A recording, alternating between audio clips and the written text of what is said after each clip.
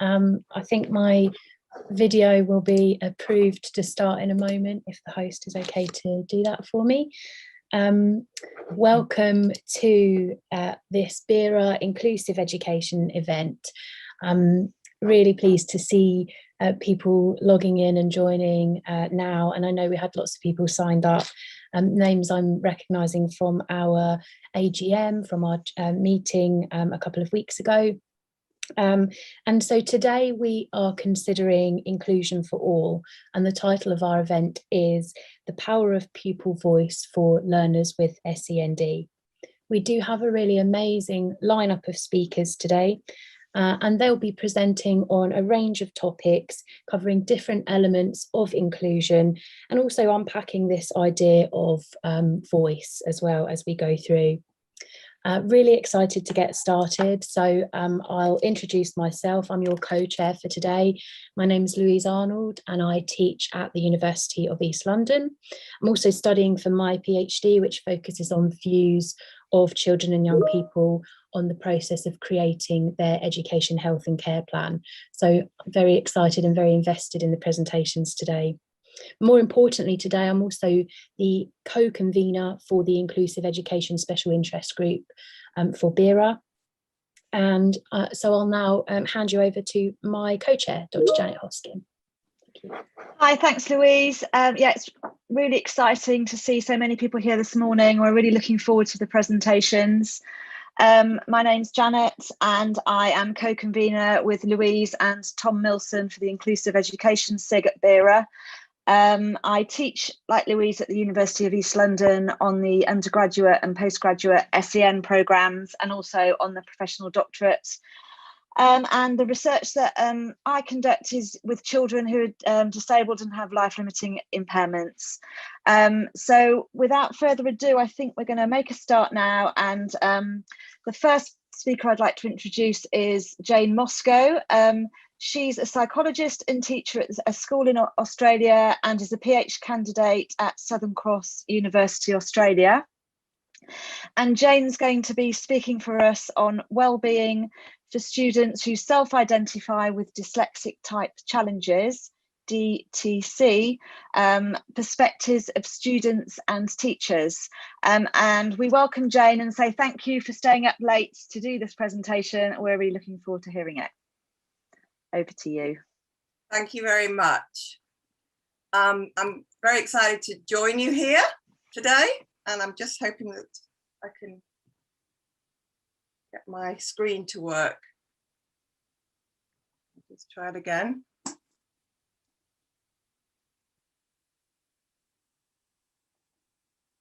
I'm having a struggle here.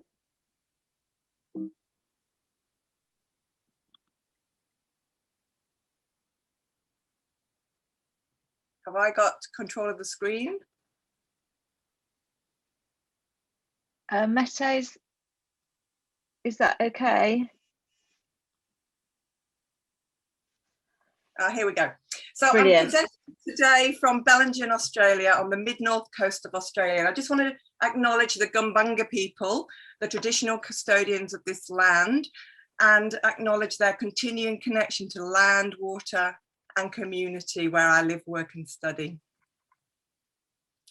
This research explores how school experiences impact on well-being, particularly for high school students experiencing dyslexic type challenges, with it in view to improving experiences and outcomes for these students. And it's well known that students with dyslexic type challenges more likely experience poorer well-being at school, struggling to achieve in a system that equates literacy skills with success.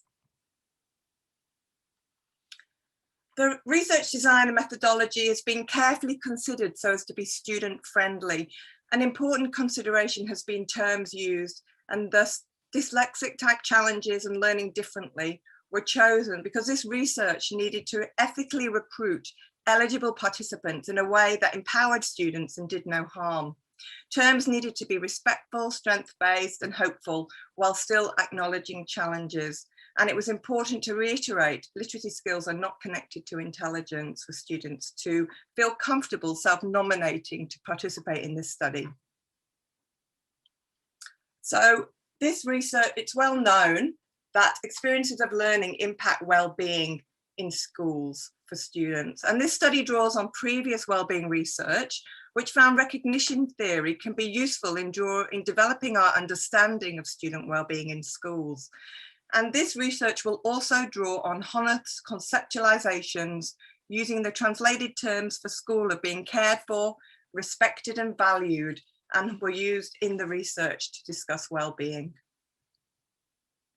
As flagged, this study draws on recognition theory, childhood studies and student well-being in schools to explore student experiences, those students who have experiences of dyslexia type challenges. I wanted to find out what students who experience dyslexic type challenges say about their school experiences, what supports or hinders their well-being, and what did they most want teachers to know. I wanted to find out how teachers perceive the well-being of these students and what they do to address this in their practice.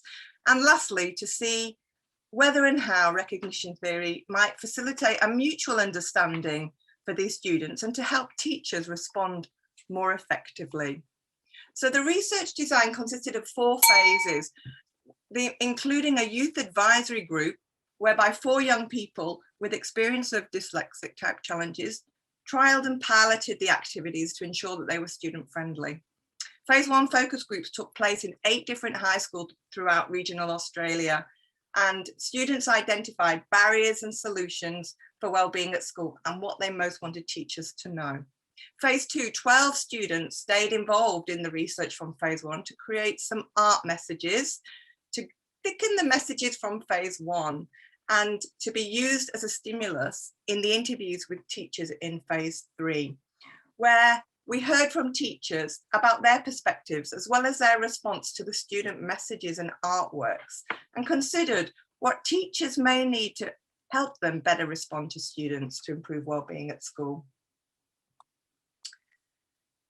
The advisory group has been an essential part of ensuring this is a student-friendly research design. It ensured materials and activities were deemed student-friendly for students by young people. And the students confirmed the need for visual materials to accompany the consent and information sheets, commenting that brochures were helpful, having images, limited and simplified text, smaller paper size when folded, and feeling less overwhelming. And students gave affirming feedback on the use of a recruitment video, yet required audio overlay. So I'm going to show you this video in the next screen.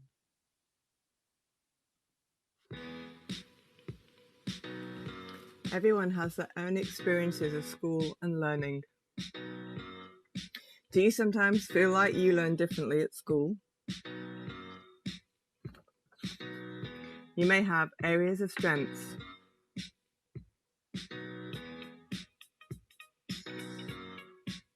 as well as things that you don't find that easy. This can affect how you feel at school, particularly if you are not a fast or confident reader.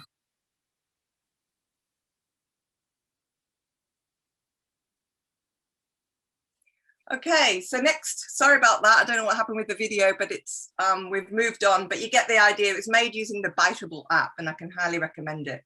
So we're moving on now to the focus group and the methods used. The methods used the Ketso kit, developed by Dr. Joanne Tippett at University of Manchester. And the Ketso kit is a mind mapping tool that enables everyone to have their say and keep track of the process, as well as being able to summarize easily at the end of the session. The kit engages the participants using reusable coloured shaped leaves to capture perspectives, and each coloured leaf represents a different type of question based on De Bono's 6 thinking hats, and as well as icons that enable participants to further prioritise ideas at the data collection stage by the participants themselves. The Ketso kit was found to be a helpful tool by the Youth Advisory Group. It reported to be inclusive, democratic, and it also enabled a systematic way of working using a circle pedagogy, ensuring that everyone had their say. Here is an example of a completed felt from a focus group with a year 7 student who preferred to meet with the researcher one-on-one. As you can see, lots of ideas, and the red icon helped this student to identify what idea was most important, the barrier of anxiety. And the yellow icons, included what the student wanted the teacher to get to know students and their interests. So what do students think is important? Students really wanted teachers to understand that everyone is different and may learn differently. And students wanted to be known by teachers, to be understood and heard. Students wanted teachers to provide help, and particularly when they felt anxious and overwhelmed at school. And what students most wanted teachers to know was that similarly, students wanted teachers to understand all about learning differences, recognizing that all students are individuals with different strengths and challenges. They wanted teachers to be creative to help students get around difficulties and provide useful support in order for students to feel seen, heard, and understood and respected for who they are. All the student messages were created into a pack of cards corresponding to the coloured leaves shown from phase 1. These cards were used as a student stimulus in phase 3 and were given to teachers to consider along with the student artworks created in phase 2.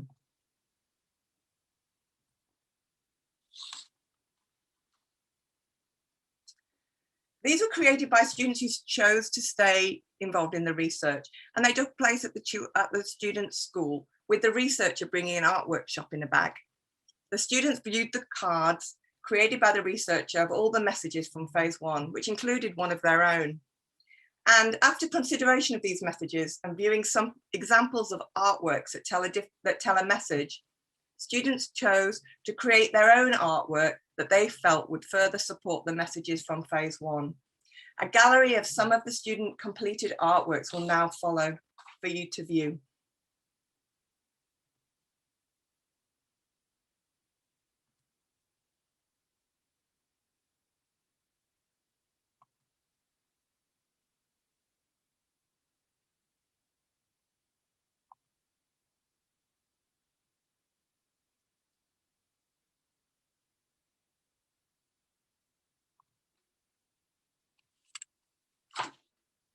I'm curious to know how you experienced the student artworks, and I'm sorry some of them went quite fast because it seems to have a mind of its own, this, but I now invite you to share a word that captures your response to the students' artworks.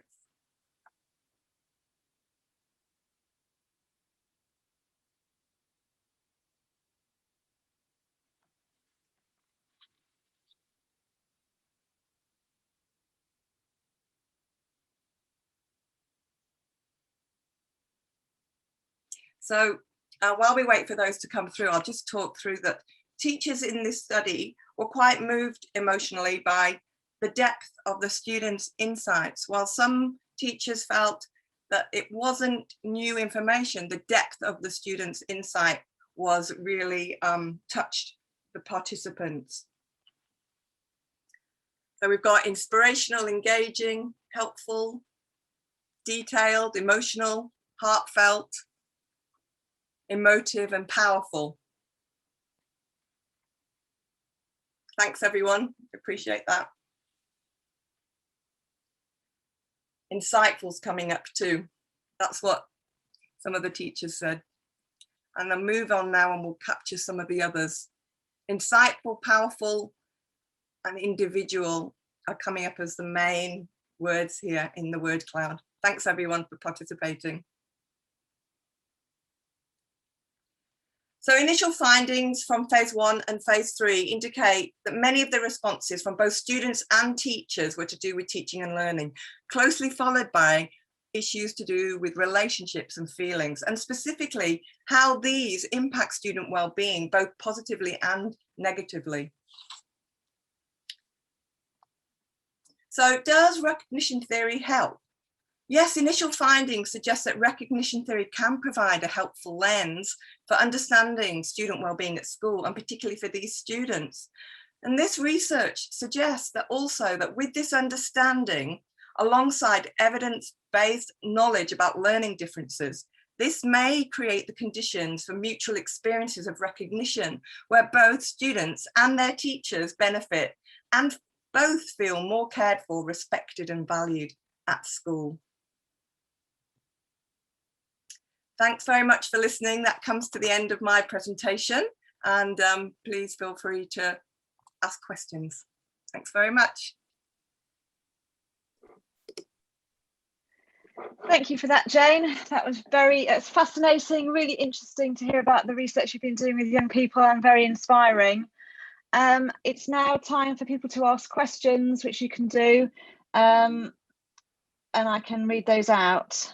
Has anybody got any questions? If you could type those in, that would be brilliant.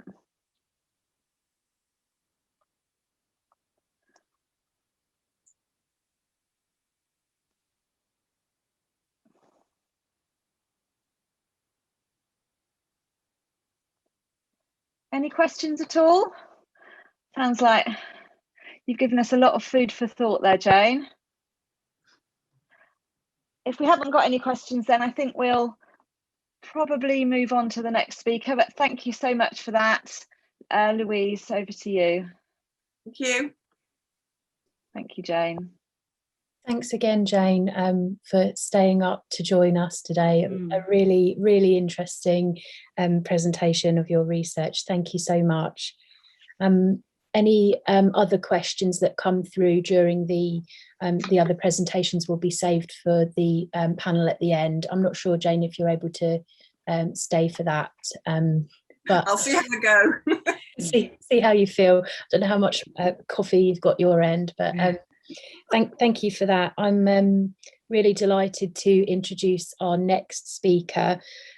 We have Alex Tompkins, who is a deputy head of a special school in Stevenage, and Alex will be presenting on whether strength-based approaches can support children with SEND to improve their mental well-being. So really pleased to welcome Alex today. Thank you ever so much, Alex.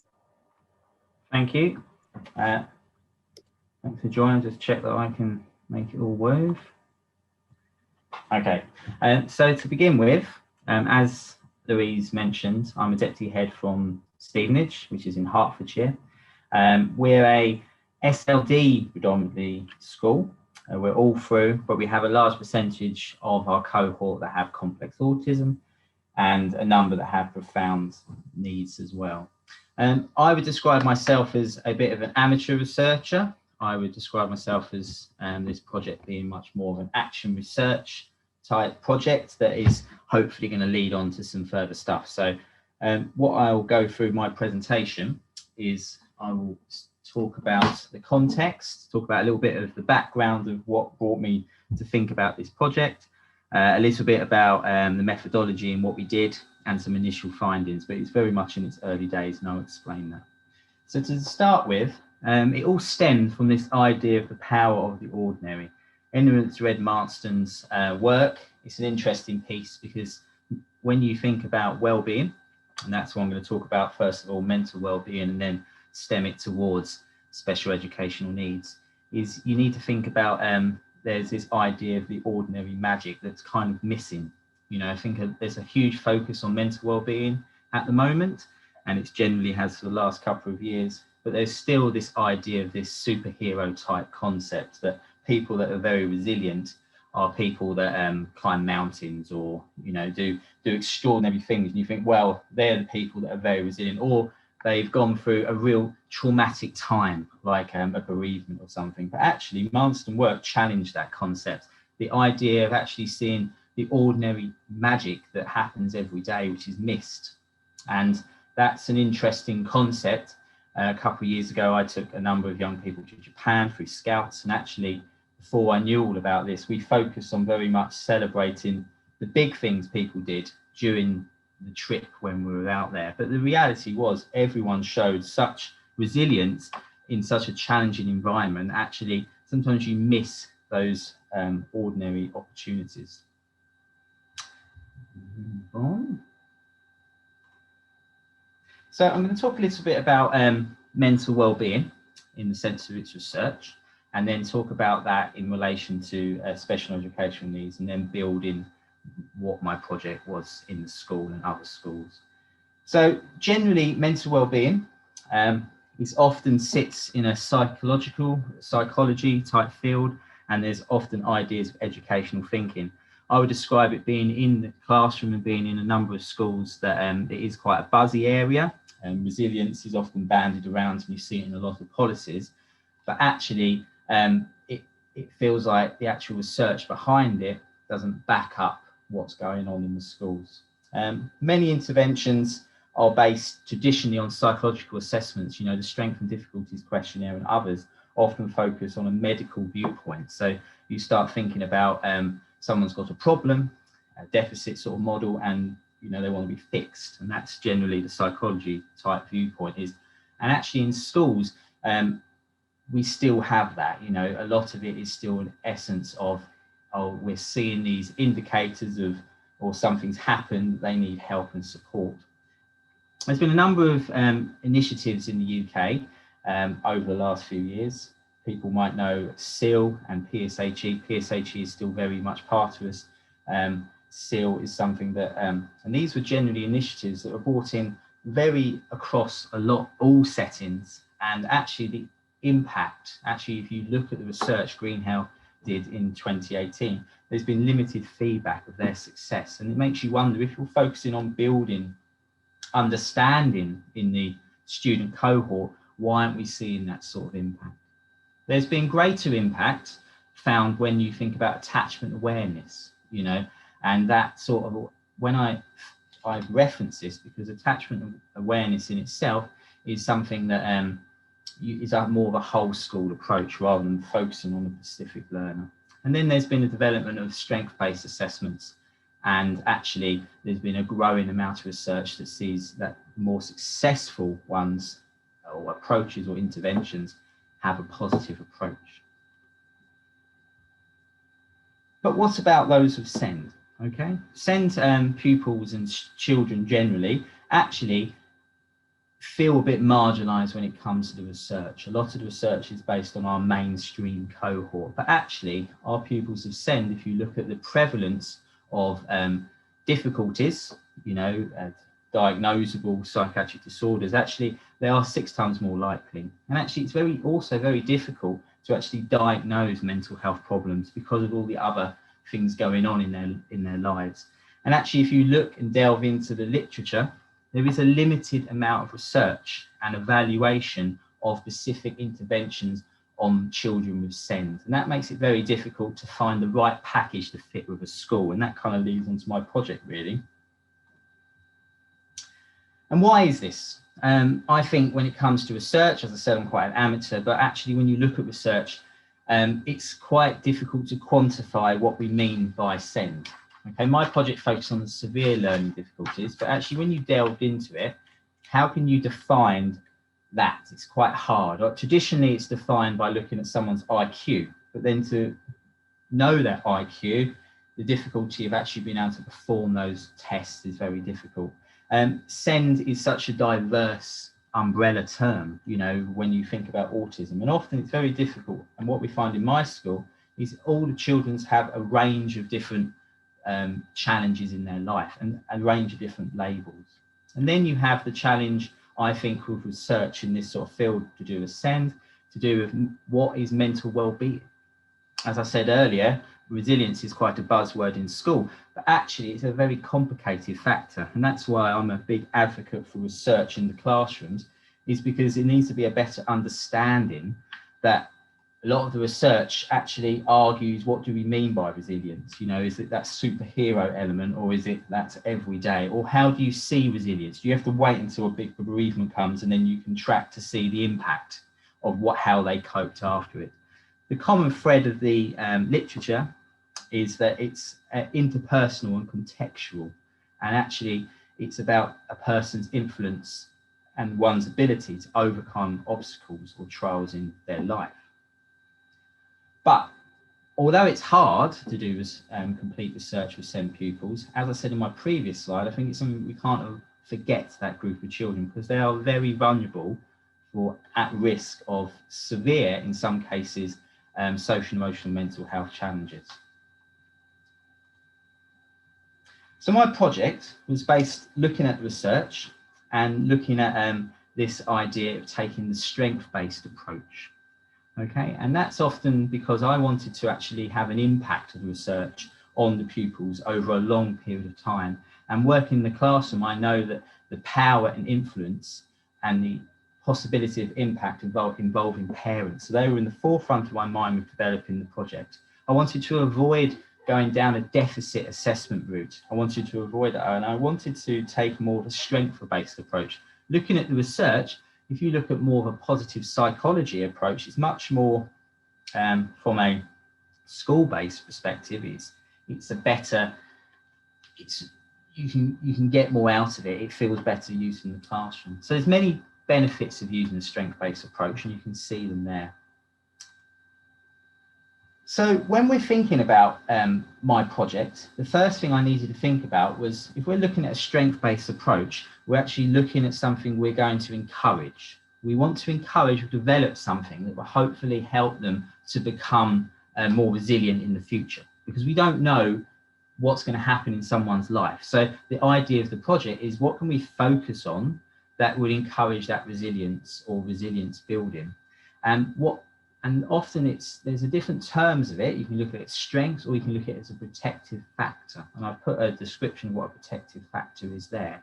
But what I wanted to take a couple of minutes to think about is, what protective factors do you think could be developed or encouraged? And this is an interesting question, and actually looking at how we do these events, actually, it might be a little bit difficult to think about that. But if anyone out there could think of what they think a protective factor, then you can start to think what my sort of thinking process was for my next slide. Is going to explain what I actually decided upon for my protective factors to focus on. So if anyone's got any thoughts out there they would like to put in there. While you're thinking, it's about actually a protective factor is about building an emotional security. It's about building that a strong base that actually you can have to fall back on in hard times. And in the research world, I think this is a new idea, because actually I think it's quite hard to quantify or how to show that. But it's something that we can actually, you know, focus on building up those strong attachments potentially. You know, having a think about if someone's going to, managing change, belonging, excellent, friendships. I can see a few coming up, which is good. I was starting to worry.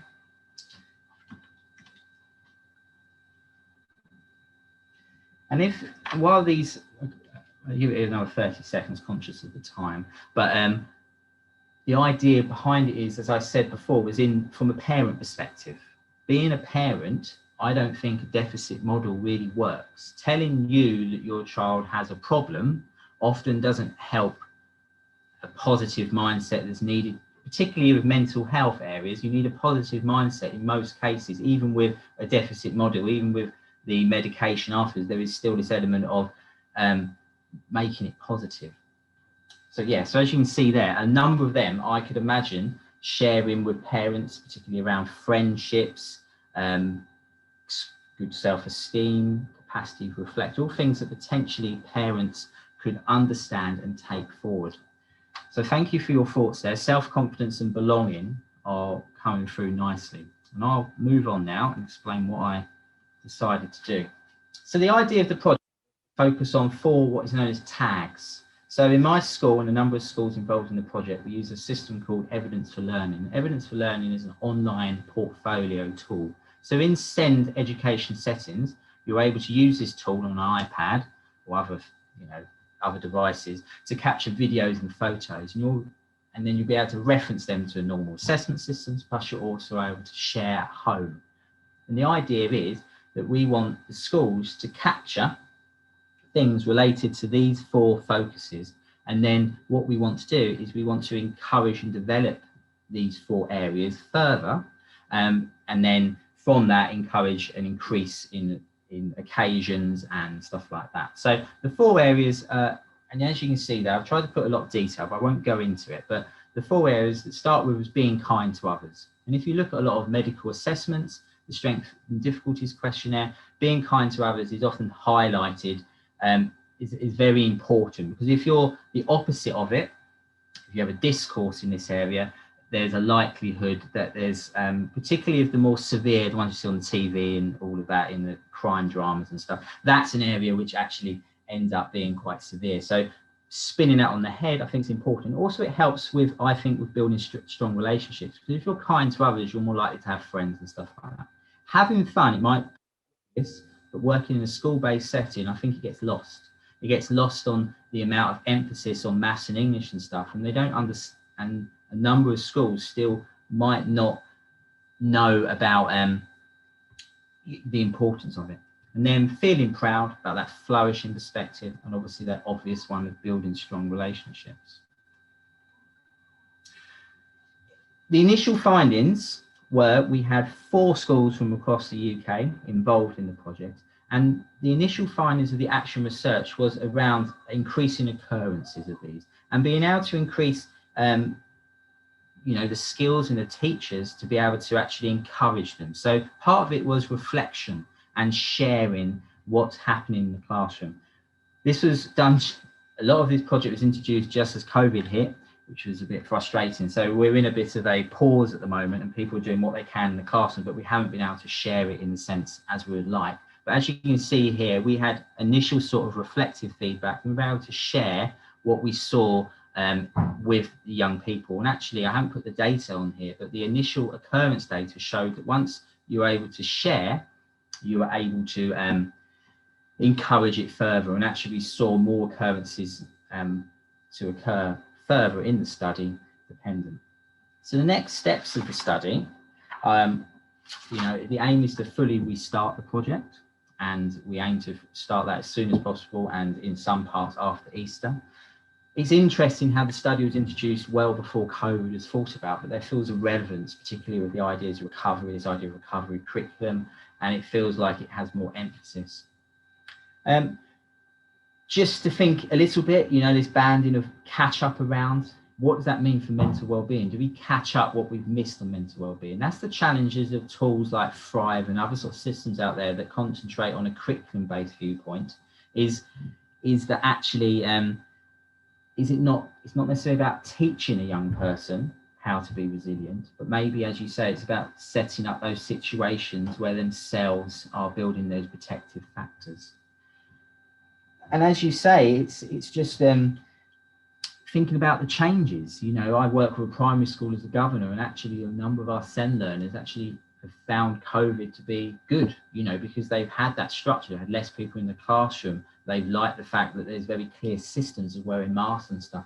Actually going back out of this might be a really hard time, and particularly for those with SEN, might be really difficult to actually go back to what will be what we see as the normal. So there's plenty to think about. I'm hoping for the project to stem and hopefully become a kind of a more concrete PhD or an ed type project, and hopefully to build my further understanding in this sector. As I said at the beginning, I'm an amateur researcher, so a lot of this is done just through my own personal sort of master's sort of skill base. So it was taken a bit further. So thank you for listening.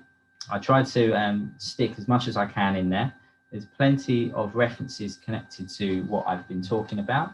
I also did a podcast recently for Evidence for Learning, which you are welcome to look at by typing Evidence for Learning Recovery Curriculum. It goes into a little bit more detail about the project. Thank you. Thank you, Alex. That was a really interesting presentation. I'm keeping an eye down here for any questions coming in. So really encourage everybody to submit questions if you've got questions for Alex. In the meantime, if it's all right for me to ask a question, I really liked obviously the movement away from deficit perspectives and the idea of building those protective factors, and going along with those ideas of having fun and things. What have you enjoyed most about this research journey? It's around seeing the teachers focus on something that isn't maths and English. I think if anything, it's really helped them to see differently what they're trying to achieve. Because even for a maths and English task, if you have those 4 tags in your mind through that task, I think from an education perspective, they get more out of it.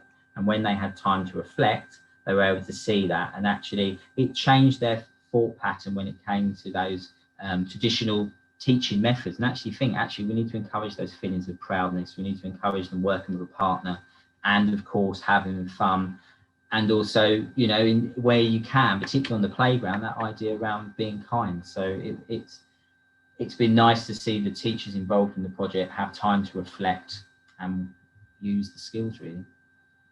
Thank you. We have had another couple of questions come in, so that's fantastic. Firstly, from Laura, did teachers do anything extra in terms of providing activities for having fun, etc., or did they observe what they were already doing differently? I think to begin with, it's about observing what they're already doing. So it's about when we use the evidence for learning app, they were already looking at the things they were originally capturing for things like literacy and maths, and then looking at it and see where of the tags are they developing. And then I suppose through reflection and continually doing the project, the mindset changes, and actually we started to see activities develop to actually encourage the tags. So it was all about having the teachers at the forefront and the parents to be the leads of the study, because I felt that that would actually have a longer term impact than say me going in and say do this, that and the other. And actually it appears to have a longer impact. And even during this lockdown bit, when I've touched in with the schools, actually some of the activities they developed through this study, they're continuing, even though I haven't had the emphasis of me saying, have you done this, that and the other? So that's a positive move. Brilliant. A follow-up before I ask the next question from Gillian. How did the teachers log what they noticed? So they logged it through the app. So every of those 4 tags was a tag, a bit like Twitter, and then it all evidenced there. And then what we did is we gave time for reflection. So we put time, and then people will bring their iPads, all their evidence, and look through it together with people that might not necessarily, so they learn from each other really.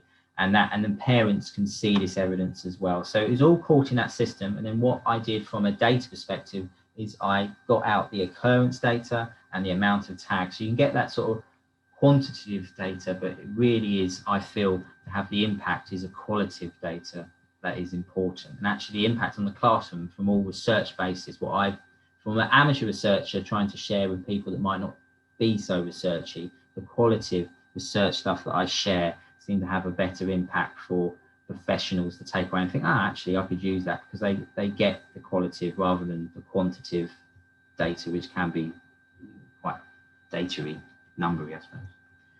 Thank you. And a question from Pooja too. Have you noticed skills of resilience within your school during COVID particularly? Yes, I think because we've continued here definitely using those tags, and actually I think it's helped us to plan our recovery curriculum.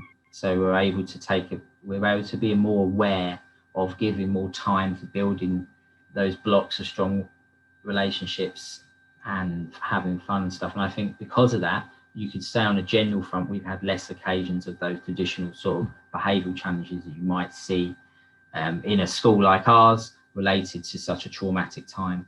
So, but it's all very hard to say exactly that's the reason. I think that's why research, I think, in this sort of field is quite lacking, because it's very hard to actually pinpoint what it is. But I think from a qualitative sense, you can pinpoint the impact, particularly on staff associated around it.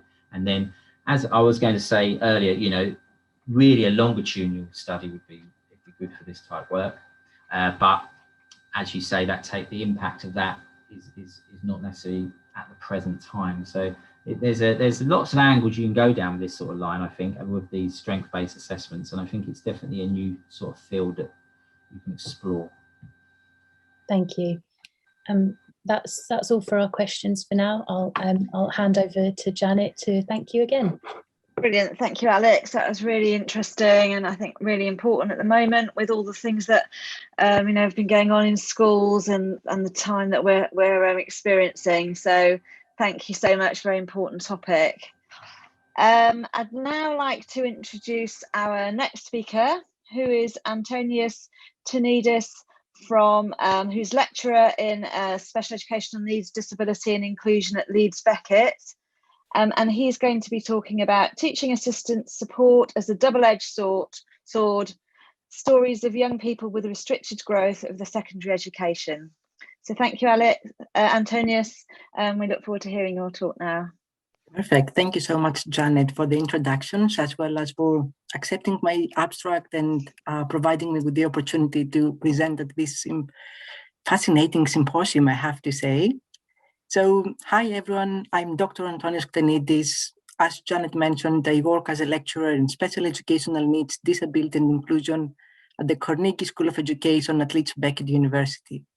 And the title of my presentation is Teaching Assistant Support as a Double-Edged Sword, Stories of Young People with Restricted Growth of Their Secondary Education.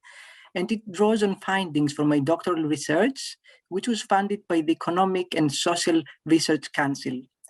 Just for clarification, restricted growth is a medical condition characterized by a height of 4 feet 8 inches or below, and another term used is dwarfism. So the rationale for choosing this topic was the lack of sociological research around the schooling experiences of young people with restricted growth, as indicated by Shakespeare and his colleagues. Moreover, as Shanke and Thors proposed, the narratives of negative experiences related to being short-statured represent the main pattern in the recollections of youth. So the central idea behind the project was for all those involved to be/come storytellers of their own experiences.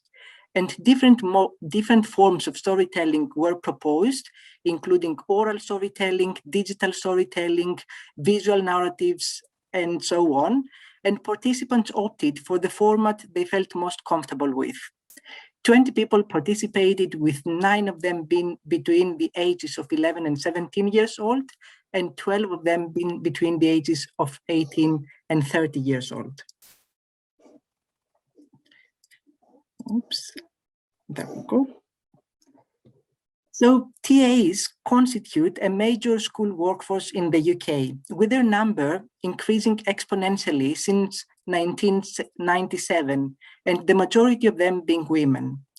TAs are expected to perform a series of roles, including a pedagogical role, a caring role, a managing role, which also reflects the fluidity of their role. For Mansarai, TAs occupy a liminal role, as they are, and I'm quoting here, in a position that straddles the boundary status of teacher, not teacher.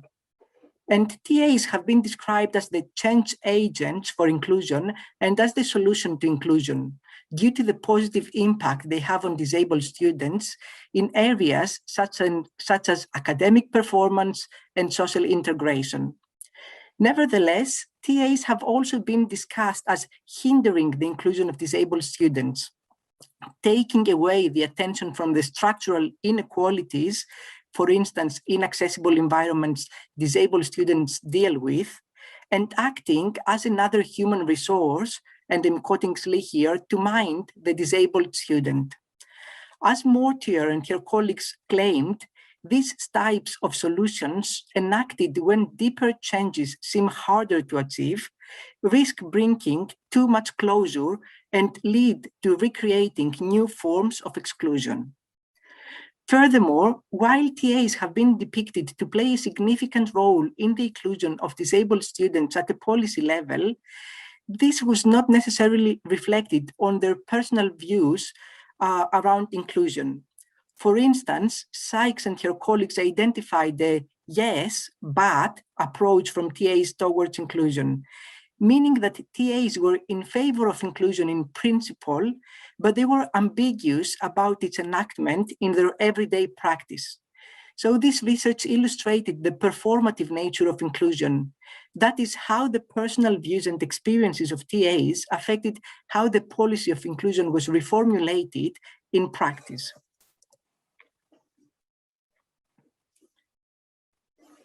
Next slide.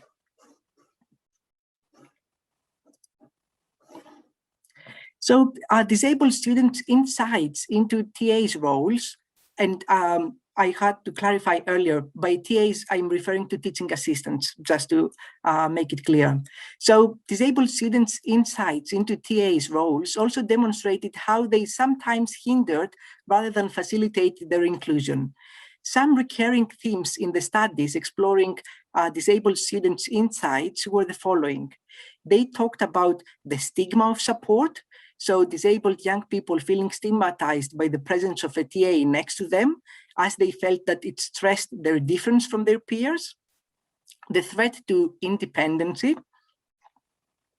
Disabled students reported that they wanted to do or to learn how to do things by themselves rather than having the TAs helping them with everything. And the lack of input by disabled young people themselves regarding the support offered to them. So it was quite common among disabled young people to be left out of the decision-making process concerning the support provided to them. So the theoretical framework I'm drawing on this presentation is the social relational model of disability, which was introduced by Carol Thomas, a feminist disabled scholar, and it builds on the social model of disability, which understood disability as a political category and a social construct. Within the social relational model, disablism is understood, and I'm quoting Thomas here, as a form of social oppression involving the social imposition of restrictions of activity on people with impairments and the socially engendered undermining of their psycho-emotional well-being. Reeve discussed how Thomas' definition of disablism integrated both structural disablism and psycho-emotional disablism, paying attention to the barriers to what disabled people can do. These are referred as barrier to doings, and what disabled people could be. These are referred to as barriers to being, such as barriers to self-esteem, personal confidence, and ontological security. And Reeve proposed that these two forms of disablism operate in conjunction. Thomas also introduced the term impairment effects, which he defined as the direct and unavoidable impacts that impairments have on individuals' embodied functioning in the social world. So the social relational model of disability then examines the barriers to doing and to being triggered by disability and impairment. Drawing on Thomas' social relational model and the distinction between the two forms of barriers, Mortier and her colleagues then argued that while TAs might be effective in removing barriers to doing related to disability or impairment effects, their support can act simultaneously as a barrier to being. Disabled students could experience TA's support as a barrier to being when it affected their sense of freedom and independence, when it was experienced as stigmatizing and influenced their relationship with others, and when it was not approved or seen as desirable by the students themselves. Similarly, Whitbourne distinguished between TA's light support, which facilitated the disabled young people's inclusion, for instance, by making teaching material accessible, and heavy support, which inhibited in their inclusion, for instance, by being perceived as dependent on the TA's support. And some examples are visible on the slide. So what I would like you to do next is to discuss and respond what forms of support you have witnessed or came across from your own experiences. So it's a poll activity, and you can vote for the different options from A to E2. And while you're doing that, they can refer to some of those forms of support. So for A, for example, we have TAs facilitating resource preparation. And in the context of this paper, Whitbourne was doing work with students with visual impairments, hence the reference to Braille transcription.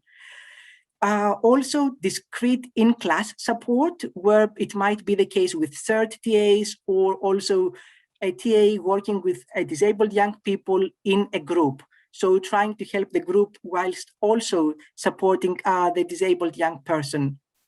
making specialized equipment available to them for use in lessons, negative social implications of paraprofessional support in terms of, for instance, if young people were constantly under the surveillance of TAs, their peers didn't feel as confident to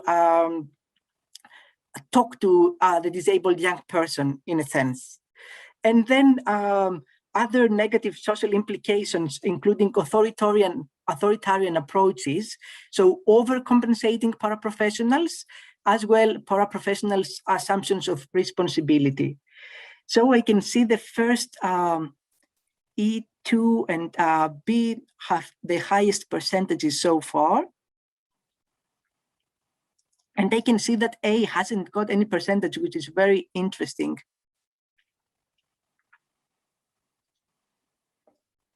And I would love to discuss this idea of TA's assumptions of responsibility, which I can see that actually has been voted. It reached a percentage of 62%. All right, thank you. Great.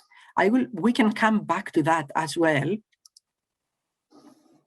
So what I would like to do next is to share with you some of the stories that the participants of my research shared with me.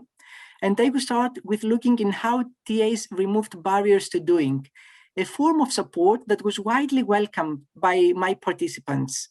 And it's worth clarifying that not all young people had a teaching assistant, and those who had one, it was either a one-to-one TA or a shared TA. So, for instance, Patricia referred to how her TA provided her with subject-specific support.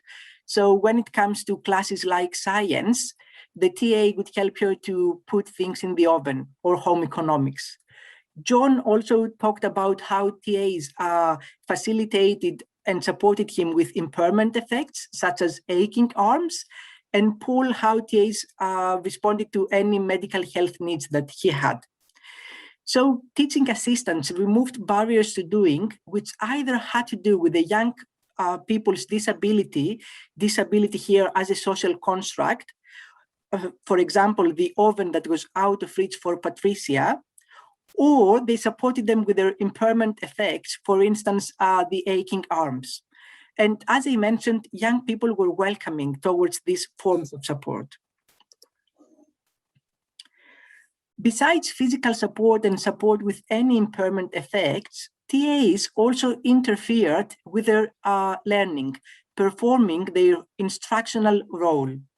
And I have here 3 stories, starting with Rania, who shared with me about her experiences with the TAs, who most of the times were of an older age, and there might be a hint of ageism in this story, but what she was trying to point out is that her TAs were making assumptions about her learning skills, about her intelligence, based on her physical appearance. So the message that she was conveying is that if you have a small body, then people will think that you also have a young mind. And this was also brought up by Michael, who discussed that how people with physical impairments are often thought that they will also have a learning impairment. So here we can see the association of the smaller body with a younger mind, which can be linked to infantilization, that is to be treated as younger.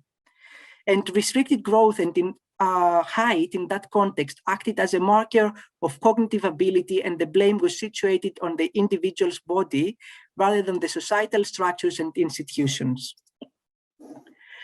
Next, we have stories from a focus group where people were discussing about TAs intervening when they didn't want them to in various activities. And what they were explaining here was that they weren't dismissive of support, but they wanted to be asked if they needed this kind of support.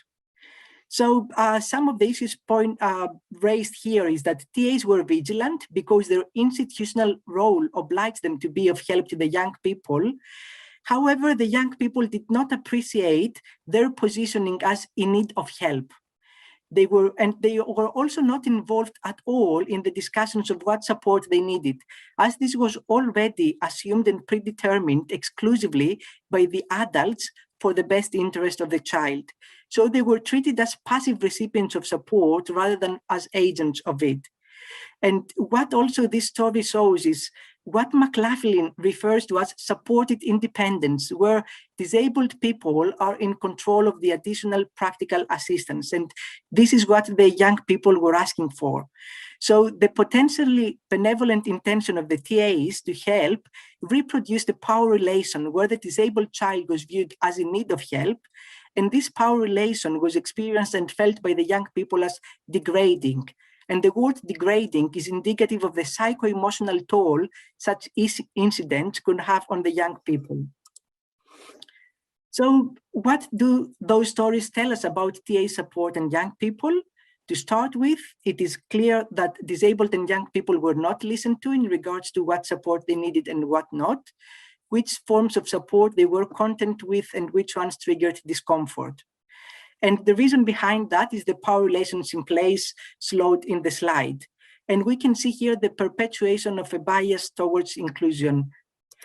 So just to clarify again, my intention here is not to demonize TAs, because TAs also find themselves under surveillance and they are institutionalized in terms of having to perform in certain ways. But what I want to emphasize, again, drawing on McLaughlin's words, is that support should not reduce the agency of disabled people to have a vital say in what they receive. Support is more likely to be caring in its responsiveness when those receiving and providing it are recognized as actors of value. Thank you very much.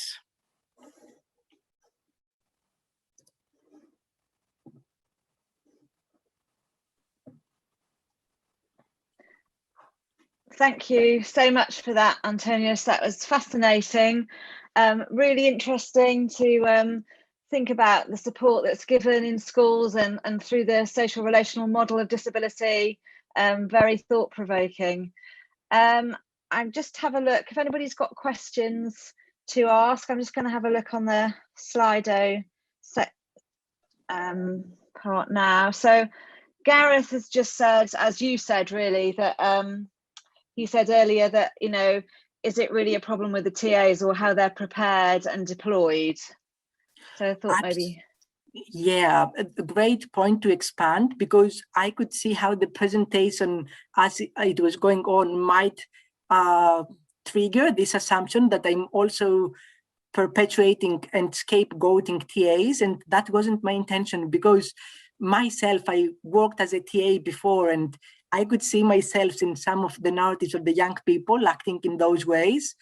And again, there is a discourse about TA's lack of training when it comes to special educational needs and providing support.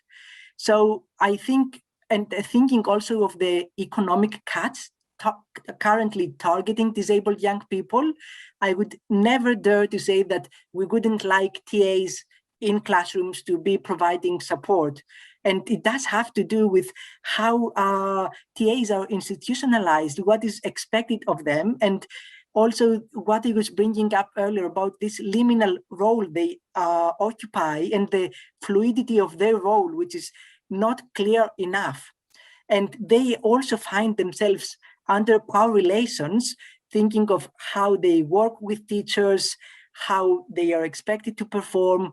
So it's a matter of not, again, blaming TAs and reproducing this culture, but thinking of how the institution of schooling and support can work in ways that will make support viable to disabled young people. Thank you for that. Debbie says it would be interesting to take this further and seek out the views of teachers or leadership teams to compare your findings. Absolutely. In my thesis, I was talking about teachers and how sometimes they also engaged in disabling attitudes towards the young people. And again, sometimes TAs found themselves somewhere in the middle, trying to sometimes support the disabled young people, but teachers having the authority being the ones who will make the decisions. So it was a quite, tricky space in terms of, and again, it was under the disguise to an extent of acting for the best interest of the child. But if that's the case, then why don't we listen to the child or the young people? How can we reverse those power relations that are in place there? Yeah, absolutely. Alison says, often TAs work for long periods outside the classroom with children with special educational needs or disability, and yet sometimes this is still referred to as inclusion. I wondered what you thought about that. Excellent point. And again, I made just a quick reference to that when I was saying how TAs might find themselves perpetuating new forms of exclusion within supposed to be inclusive settings.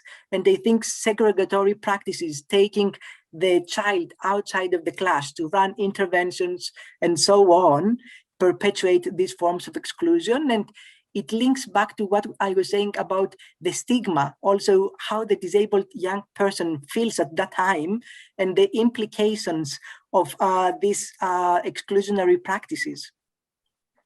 Yeah, absolutely. There's also some points about that you've mentioned actually about TAs being institutionalized, and often they're sort of not necessarily trained, so that they might have been, working as a playground supervisor one day, and then they're supporting in the classroom, and they haven't really had the training that might be necessary, to support young people. And that's a big topic in the literature, because the way schools work, from my experience as well as from the research I've reviewed, is TAs spend most of the time with disabled young people rather than the teachers, who are the qualified and well-trained.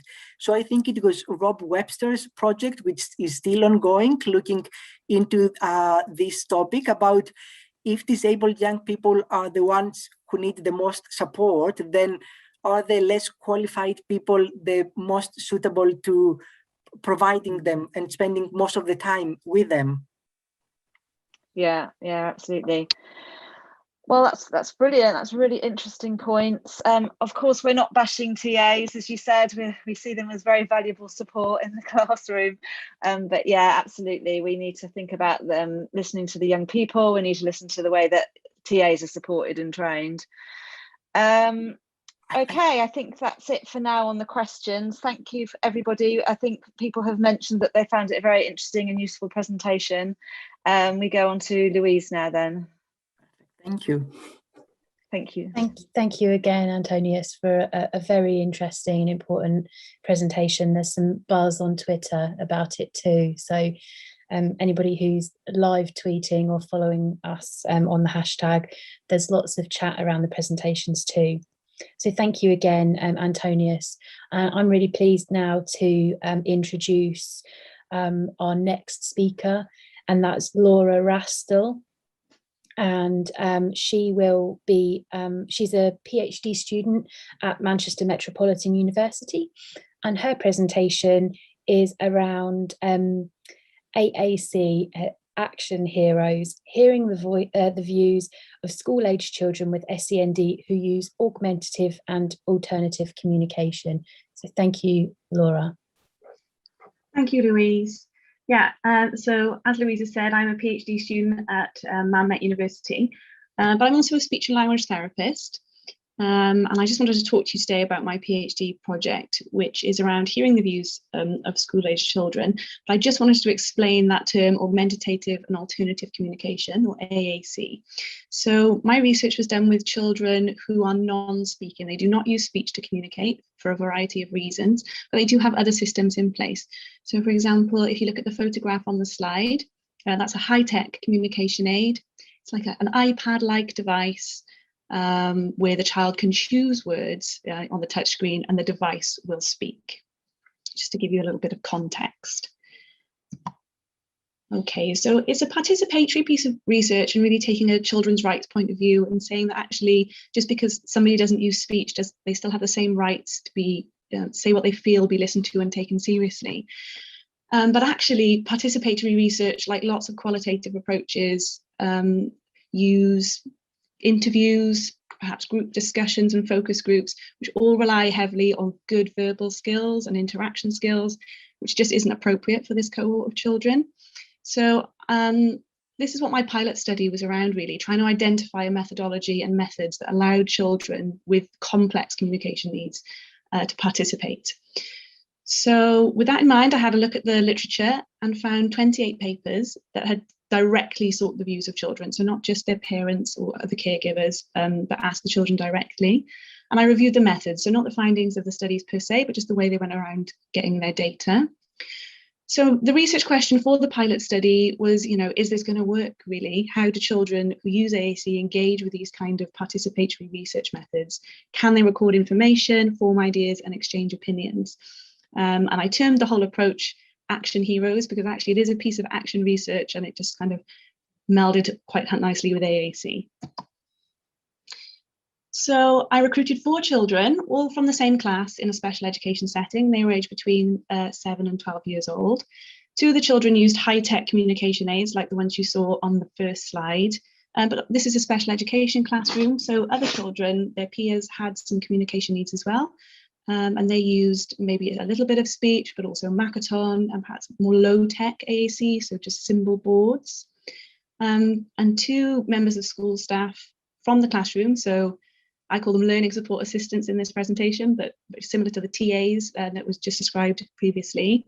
So they knew the children really well and were used to supporting the children, and I participated as well. So really I wanted the design to fit in with a school timetable. So it was 6 weekly sessions, which is over a typical half term. So we had 6 hours to find out what the children thought about school. And the whole approach was broken up into 3 stages that you can see there. So in the first stage, we just wanted the children to record information non-verbally, really. So we started out by putting in some very structured activities where we just modeled giving our opinion on a variety of things. So do you like something? Do you not like something? Just so the children really got a sense that these sessions were about their opinion. And then we let the children lead, really. So they took us on a tour of the school to anywhere that they wanted to, that was interesting for them. And then when they got there, they took photographs of anything they liked. And they had 2 sessions to do that. Then in the second stage, we used all of this data that they had gathered to start the conversation around what they liked and they didn't like about school. We did this through activities. So we used their photographs as a starting point in a collaging activity, and then they could choose what they wanted to do. So some children stuck low-tech symbols onto their photographs as a means of describing what they were about. Some children drew pictures, and this just sort of formed a good basis for our group discussions.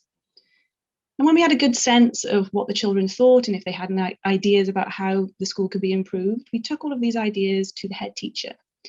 And this was important because, as was previously mentioned, LSAs don't really have the power to make these changes. They're in the same hierarchy as the children to a certain extent.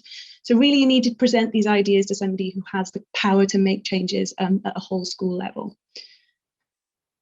Okay.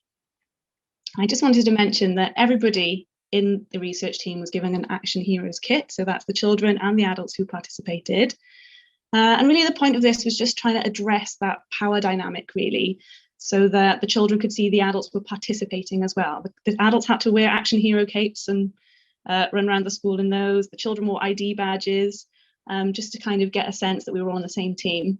And importantly, everybody had to use those low-tech symbols that you can see there to communicate their ideas. So if the adults wanted to say that they liked or disliked something, they also had to use the low-tech symbol.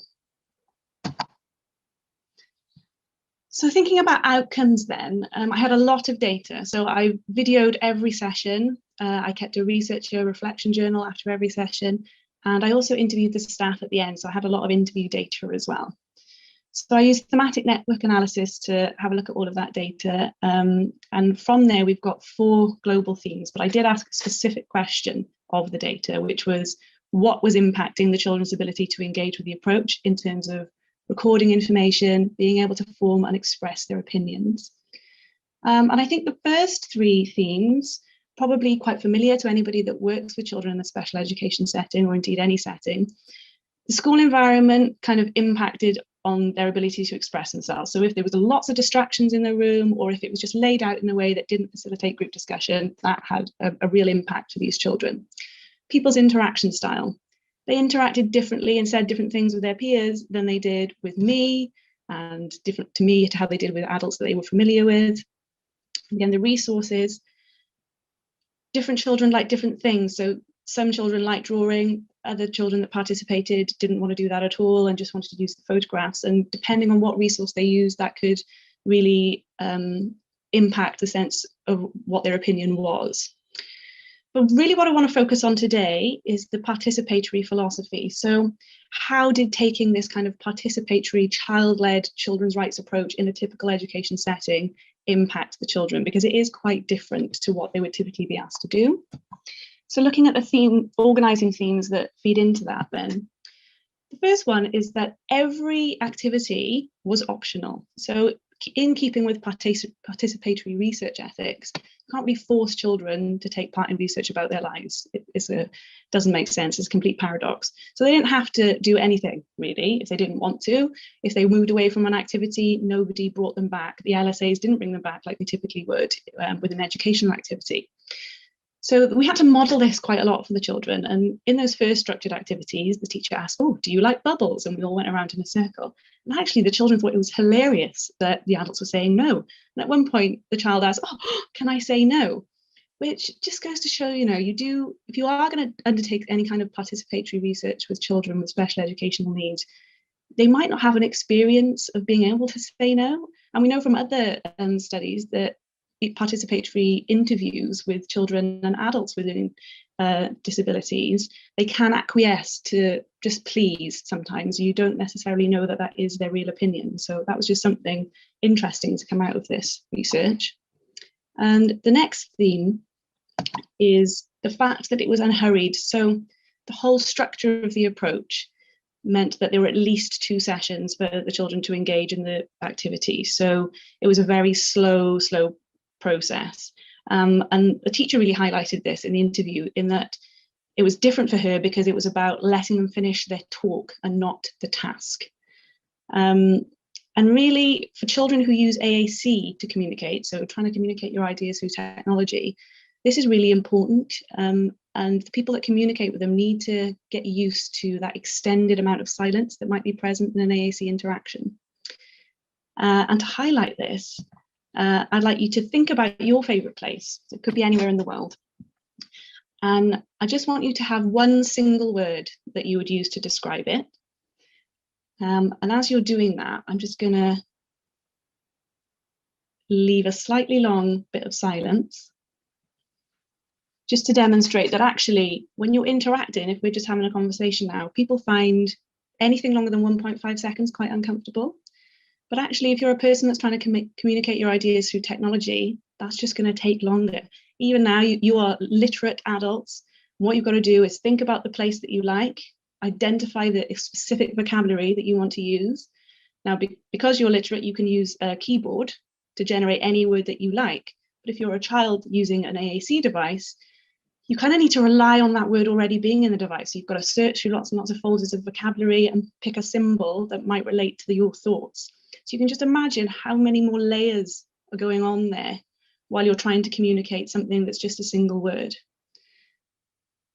And there's some really lovely words coming up now. So peaceful, warm, calm, relaxing, which are all, they're lovely, descriptive words, but again, they're all quite different. So nobody could second guess the word that you were going to use, and everybody's coming up with something slightly different. And again, this can be a bit of a problem for children who use AAC, because people try to guess what they're trying to say when actually their views are as varied as anybody's, really. So I hope thank you for that. That was lovely, and I hope it demonstrates that actually communicating through technology just takes that extra time. Thank you. And relating to that need for extra time then is this theme of being equal. So as I said earlier, that everybody was given a research kit, and actually the LSAs and the teacher who took part really enjoyed that. So they liked how everyone was equal. They had to use the same things. Everyone had to use symbols, and it gave that team kind of sense. And from my point of view, I had to think about that. And when the adults were using these AAC symbols, it really slowed them down. Because they had to kind of choose a symbol as well. They spoke a little bit less, they used less language, and actually the pace just went down. So the pace was at the child's interactional pace rather than trying to bring them to an adult's pace, which I felt really helped them get their point across. Finally then, something that's been touched on actually today is this being respectful of children's ideas, and how are we going to actually do that? So to what extent can you even consider and respect children's views day to day when you're in a education setting? And I think one piece of data that represents this for me is this from a video session where the child looked at the LSA with the book and was like, oh, book's home. And the LSA, as they might typically do, said, oh, no, not home. We're here to take photos of things you like. So just redirecting the child back to the task, which, you know, would be a perfectly acceptable thing for them to do. Except in this approach, I was trying to pay more attention to their talk and not the task. So actually, the child isn't able to say, do you know what? I think it'd be a really good idea if we could take the books home from the school library. That's just not something they're going to be able to articulate. So you've got to really pause and reflect on what they might mean by books home. So in this approach, we were able to do that. And we discussed this as adults and with the children. Okay, you're not allowed to take books home from the school library, but why is that? Is that something that we could speak to the head teacher about?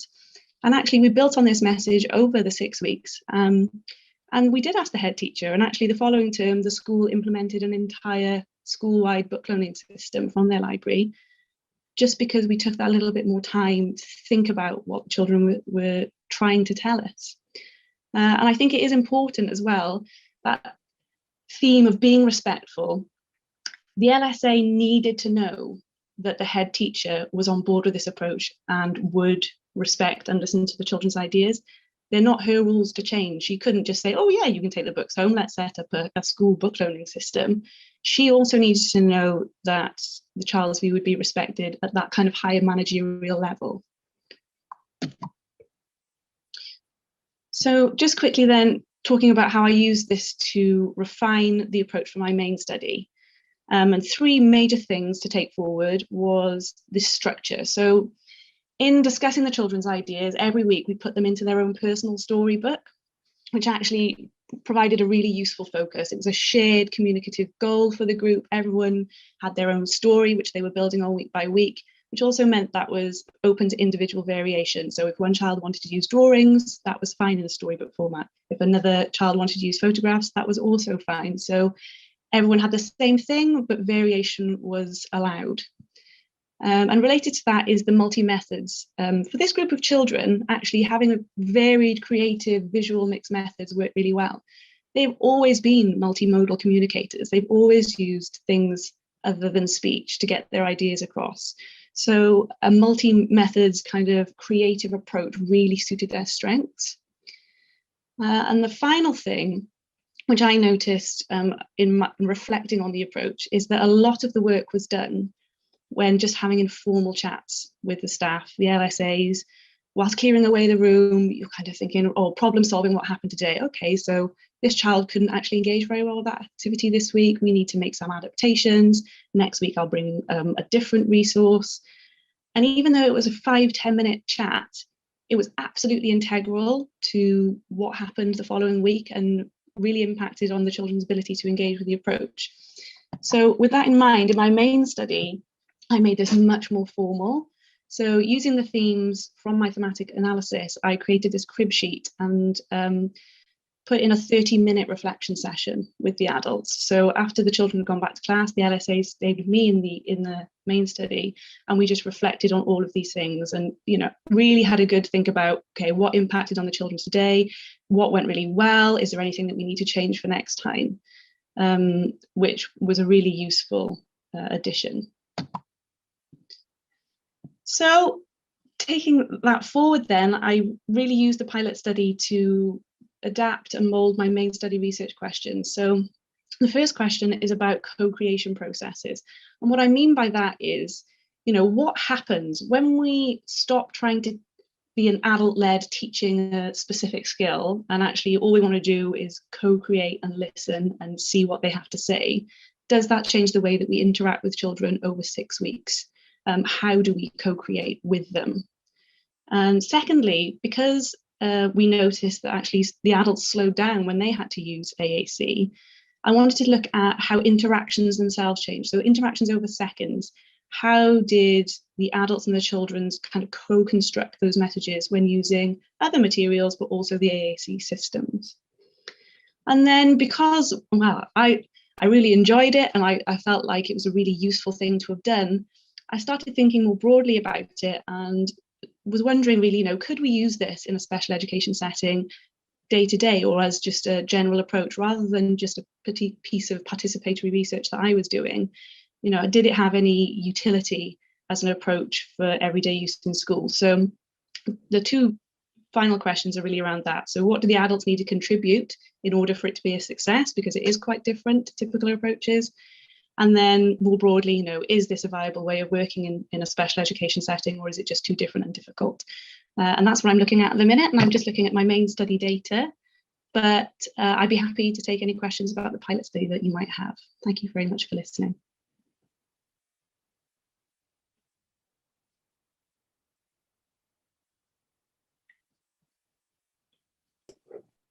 Thank you so much, Laura, for another fascinating presentation.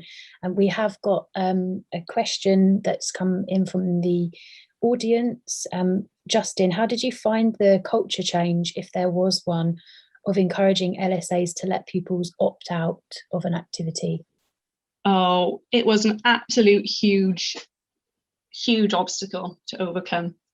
It was actually the main part of my role for the whole 6 sessions was facilitating the LSAs to become comfortable with allowing that to happen and feeling that this was a safe space where we could just practice and see how that was and watch the children and see if they did re-engage. And I have to say, 98% of the time they did. If you just carry on with something, they'll be like, oh, okay, I'll come back and see what you're doing. But yeah, a massive part of this approach was just helping adults become comfortable with not persuading children, but just trusting that they will re-engage. So yeah, but it wasn't difficult. And actually, it took a couple of sessions, but towards the end, they enjoyed it. The LSAs enjoyed it. It's more fun. When children are doing things because they want to do them, it's more fun. And so the LSA has more fun.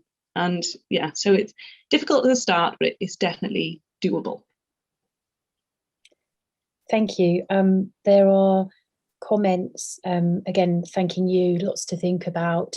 On Twitter, again, there's a buzz about the lengths that you went to ensure that you're, working towards equality and addressing those power relations, that taking out that sort of pressure for involvement or the pressure to give a particular answer, for example. And there's the question about resistance from the TAs as a result of this different way of working. I suppose you've addressed that with the last question. I think there's a little lag in the questions. And another question has just come up, sorry, from Gillian. Did you see a change in the amount of time/silence adults were giving for children to communicate? Yes, absolutely. Again, not at the beginning, but much more towards the end. And actually in the main study, so in the pilot, I sort of noticed it, but you sort of notice it in passing, and then it was something I wanted to explore. And in the main study, because of those extra adult reflection sessions, the adults who were a different set of people, actually different LSAs, different children, they noticed it themselves. And then because they'd identified it themselves, they decided that they were going to work on it.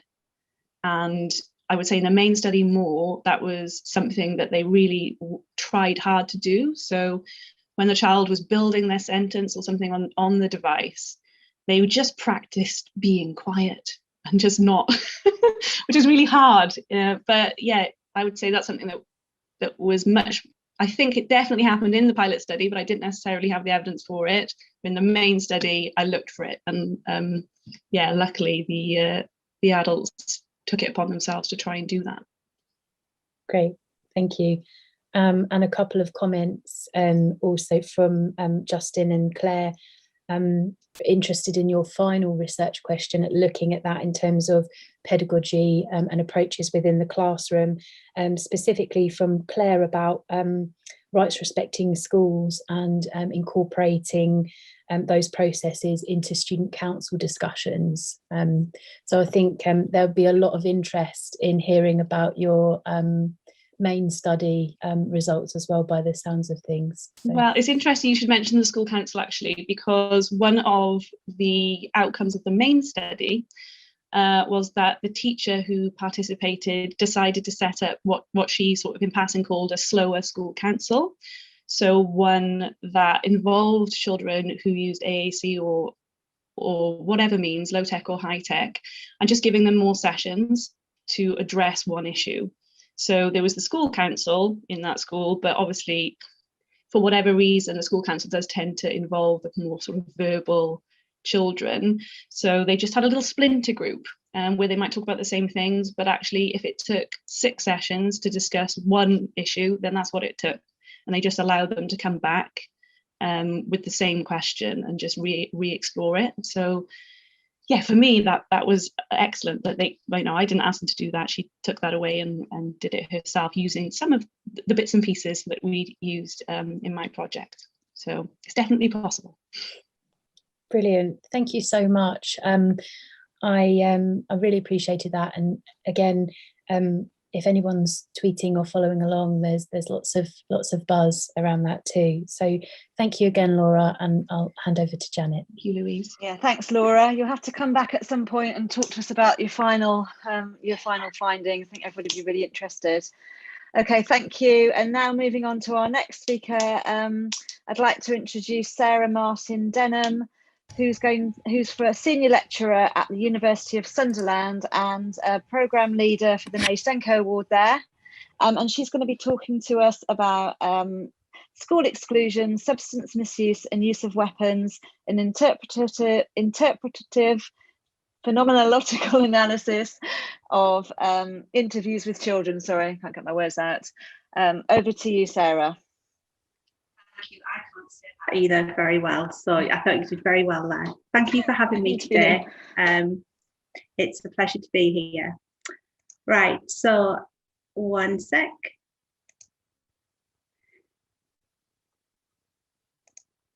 Right, so I'm Sarah Martin Denham, as I say, senior lecturer at the University of Sunderland, and I'm here to talk to you today about school exclusions, drug use and use of weapons.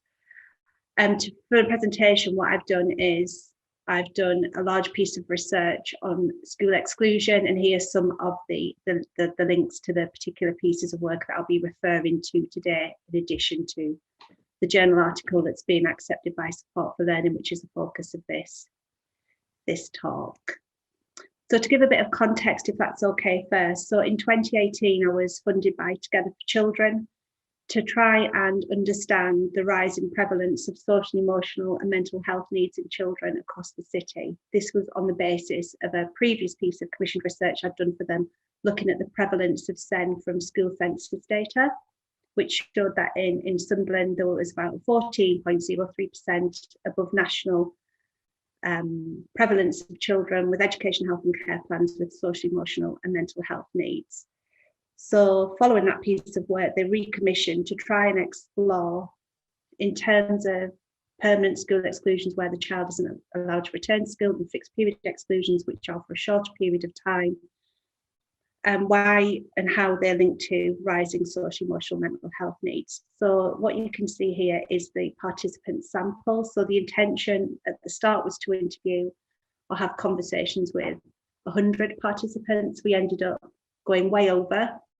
So you can see the children. I spoke to children from, there was age range from age 5 through to age 16. With the youngest children in the study, it wasn't appropriate for me to go and be another professional turning up, so that their key workers and supports in their alternative provision asked specific questions on my behalf. The children from 7 years plus to 16, I carried out all those interviews.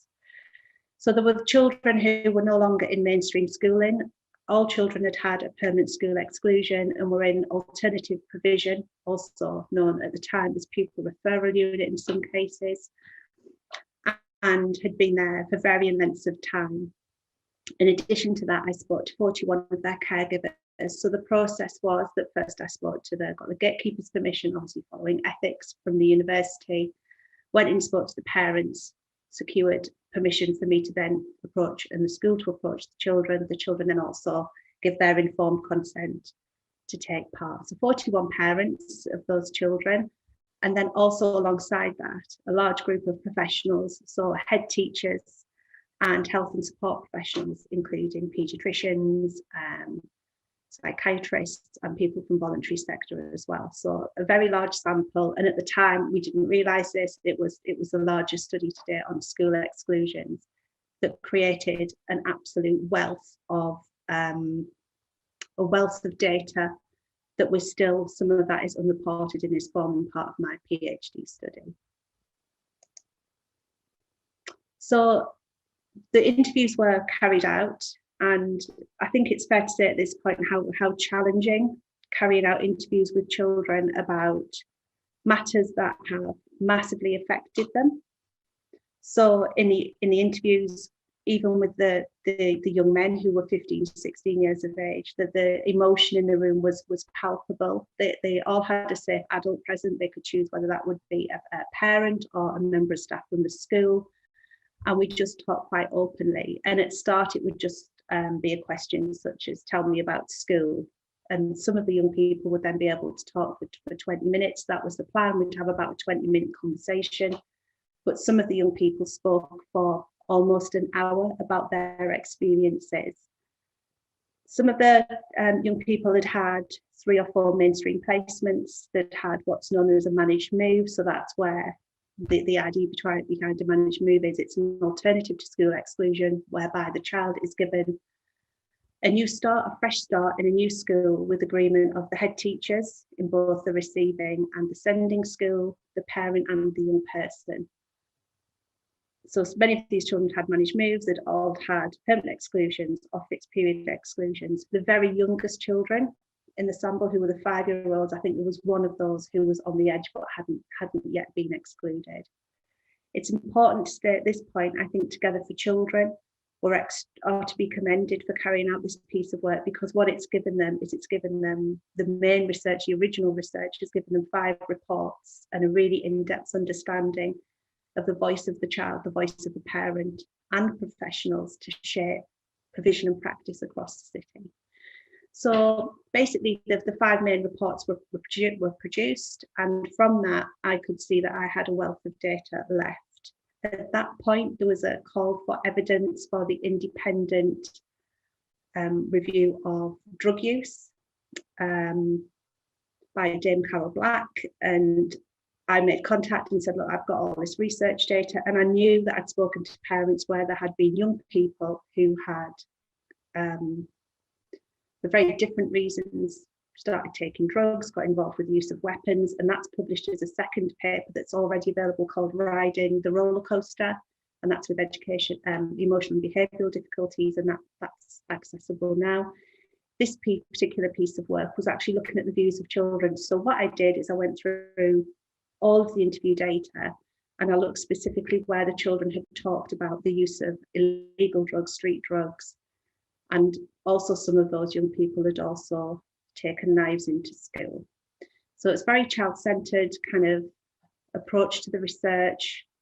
It was kept very, very relaxed. The interviews were very relaxed. We could stop and start. We had stop and start cards. Continuous consent was given throughout. And I was actually quite amazed by how open the children were and young people were to sharing their views. So this paper is currently, I think it's coming out in about May, with support for learning following acceptance last year. So the methodology is, it was content, interpreting and understanding, but IPA predominantly, which is an approach I've really come to love. So it's where you because obviously I carried out all of the interviews with the children. So when I re-listen to the audio transcript, I can put myself back in the room and I can feel the temperature of the room, I can see the child's face, I can see the child's emotional state.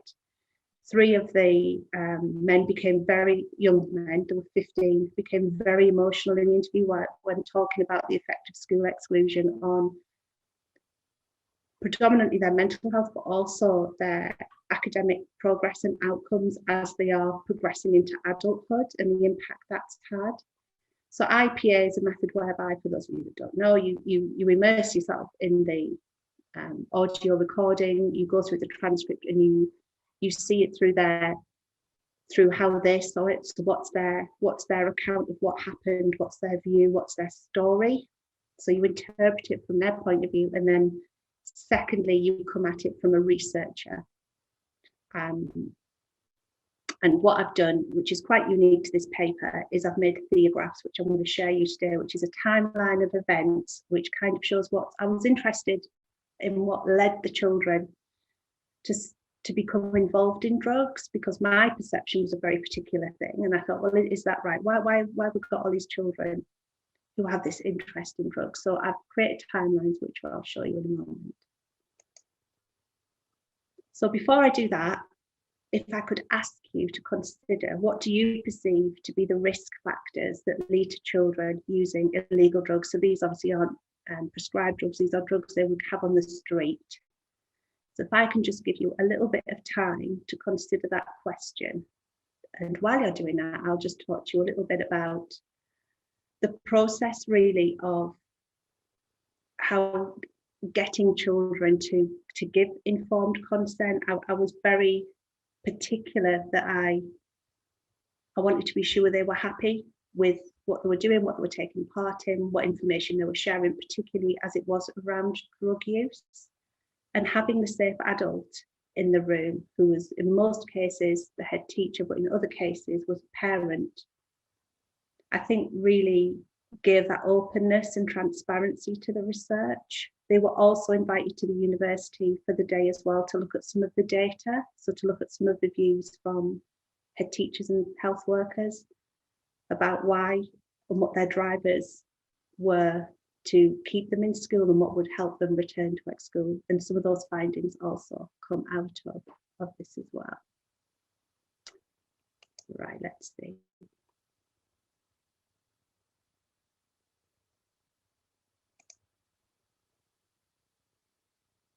I don't know whether I'm meant to see anything on my screen or whether it's on yours. Oh, it's there. So it's just in time. So I'll be really interested in this, because a lot of what I found in this research completely differs to what's been found in all other research. So it'll be really interesting to see what you say here. Okay. So my perception going into this, when I drew down this particular data of children who had taken drugs, I thought they would be doing it to that sense of belonging, so to feel part of a group, to feel part of something.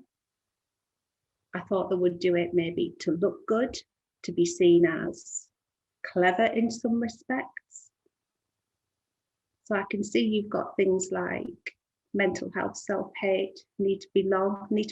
I really did think was a factor. Parents who were substance use. So this is another thing I found from doing all the research on school exclusions. I was talking to even an academic the other day in another university, and they were saying, well, it'll be the parents. The parents will be taking drugs and drinking, excessively.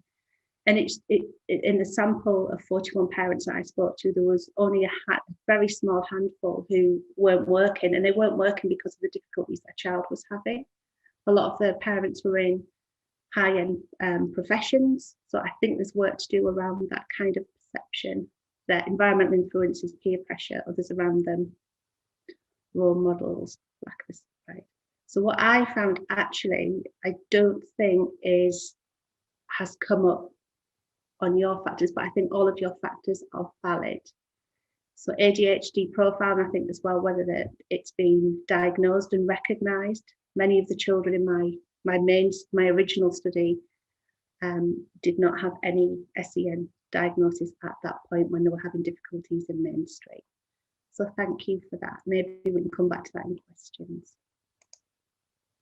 Right, so this is just an overview of the 5 children. I'm going to talk to you about Noah, Luca, Ben and Carlos today.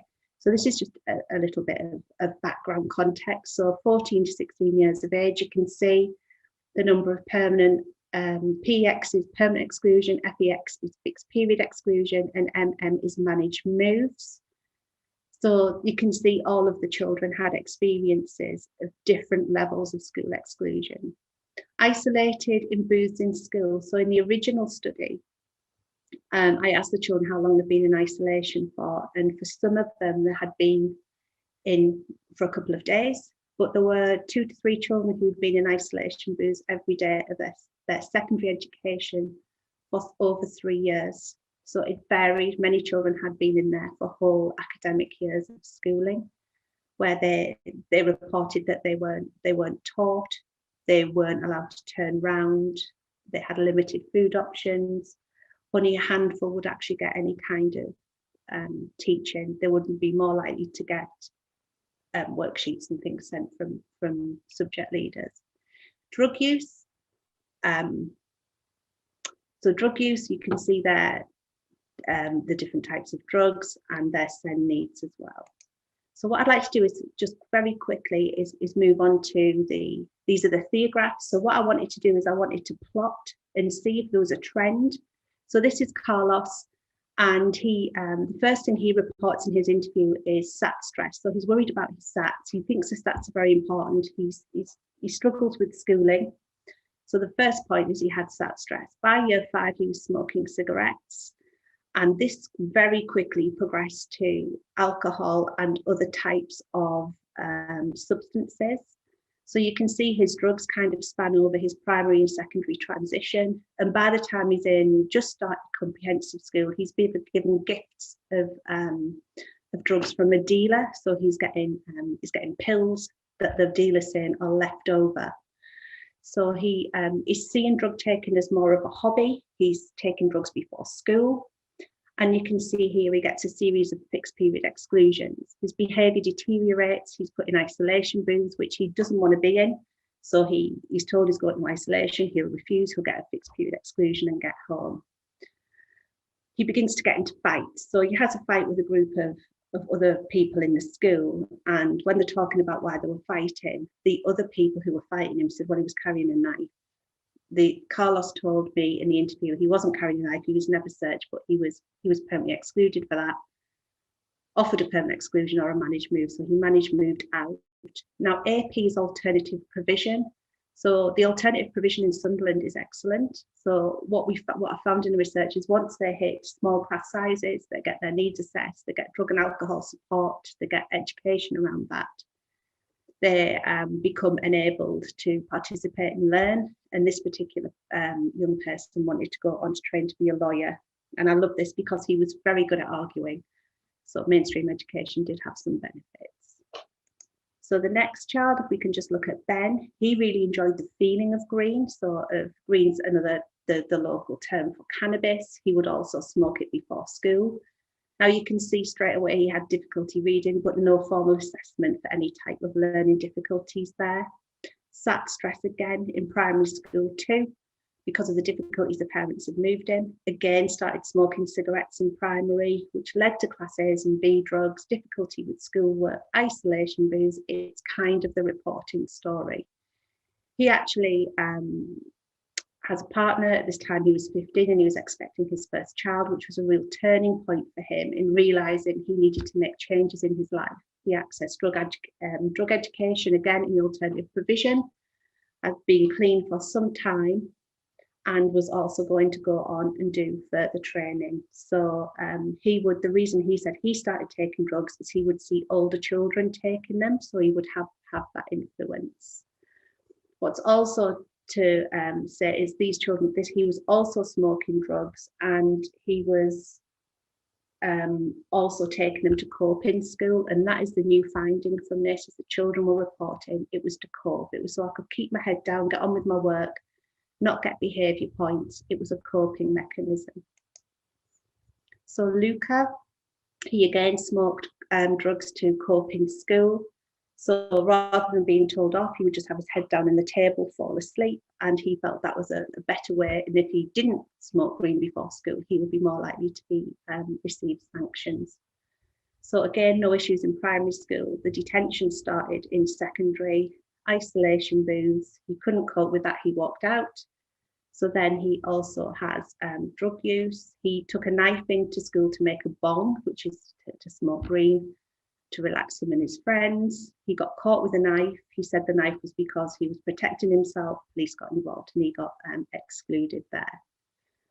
Went to alternative provision, had friendships, but moved back to reintegrate back into mainstream. But again, there was no leniency and support for his behaviour, for his mental health needs. He had triggers of, he didn't like being shouted at, he didn't like those sounds, and that would cause a reaction. He tipped a table and was told to leave the school, even though the teachers knew that he couldn't cope with shouting, he was shouted at. He failed 3 managed moves, so this young man had 3 managed moves. The final one, his parent told me, I interviewed the parent, and she told me she got home from work and he was lying in bed in full, his 3rd school uniform they'd had to buy in a very short period of time, crying in bed with still had his new uniform on and his new backpack because he'd failed yet another school. Alternative provision has changed this young man's life around again, but we're lucky in Sunderland that we have the positive alternative provision available to these young people. And finally, Noah. Noah again had smoked green to cope with school, was bullied, and no problems in primary. It was secondary education, and just needed smaller classes. He needed shorter school days and was unable to cope with the expectations on him in addition to the bullying. He had access to very cheap drugs through the dealers he knew. They were giving him drugs for like £5, so he very quickly became addicted. Alternative provision again turned the young man's life around. And really the reason I'm showing you these is it's kind of like we need to tip the model for these young people. So if we've got the alternative provision working, well, we've got the short school days, we've got the smaller class sizes, we've got assessment of SEN needs. You can see the common sense thing is this happens in that transition point from when the issues start in primary school before they hit secondary education. I'm probably a bit aware of my time. I'm not sure if I've run over, so I won't go through the rest of all of this, but I'm happy for this to be circulated to those who want it. So drivers for your drug use, what I found, which is unique to other studies, is children are consuming drugs to help them concentrate in school. They're using it to self-medicate, to prevent sanctions, such as behaviour points being put on their record, which then leads to detention, which then leads to isolation booths. Some of them also take smoke green to help them relax. The children talked about curriculum pressures, the focus on attainment that's impacting on their mental health. And for these children, there is good practice in Sunderland, but where things go wrong for these children is that they are unable to cope with the pressures that are placed on them because of curriculum and testing. There's a lack of, for some young people as well, and I think this is the case nationally, a lack of prompt identification assessment for SEND and SEMH, and the referral processes and pathways differ so greatly, and it's how you get to the right support early. So really, I feel that further research is needed on school exclusion and drug use, which I'm hoping to do more work on in the future. I'm also going to be looking at putting an intervention in place in Sunderland on the basis of the research I have and the findings, to put a new model into place into Sunderland to see if we can reduce school exclusions and keep these children participating and learning and enjoying school.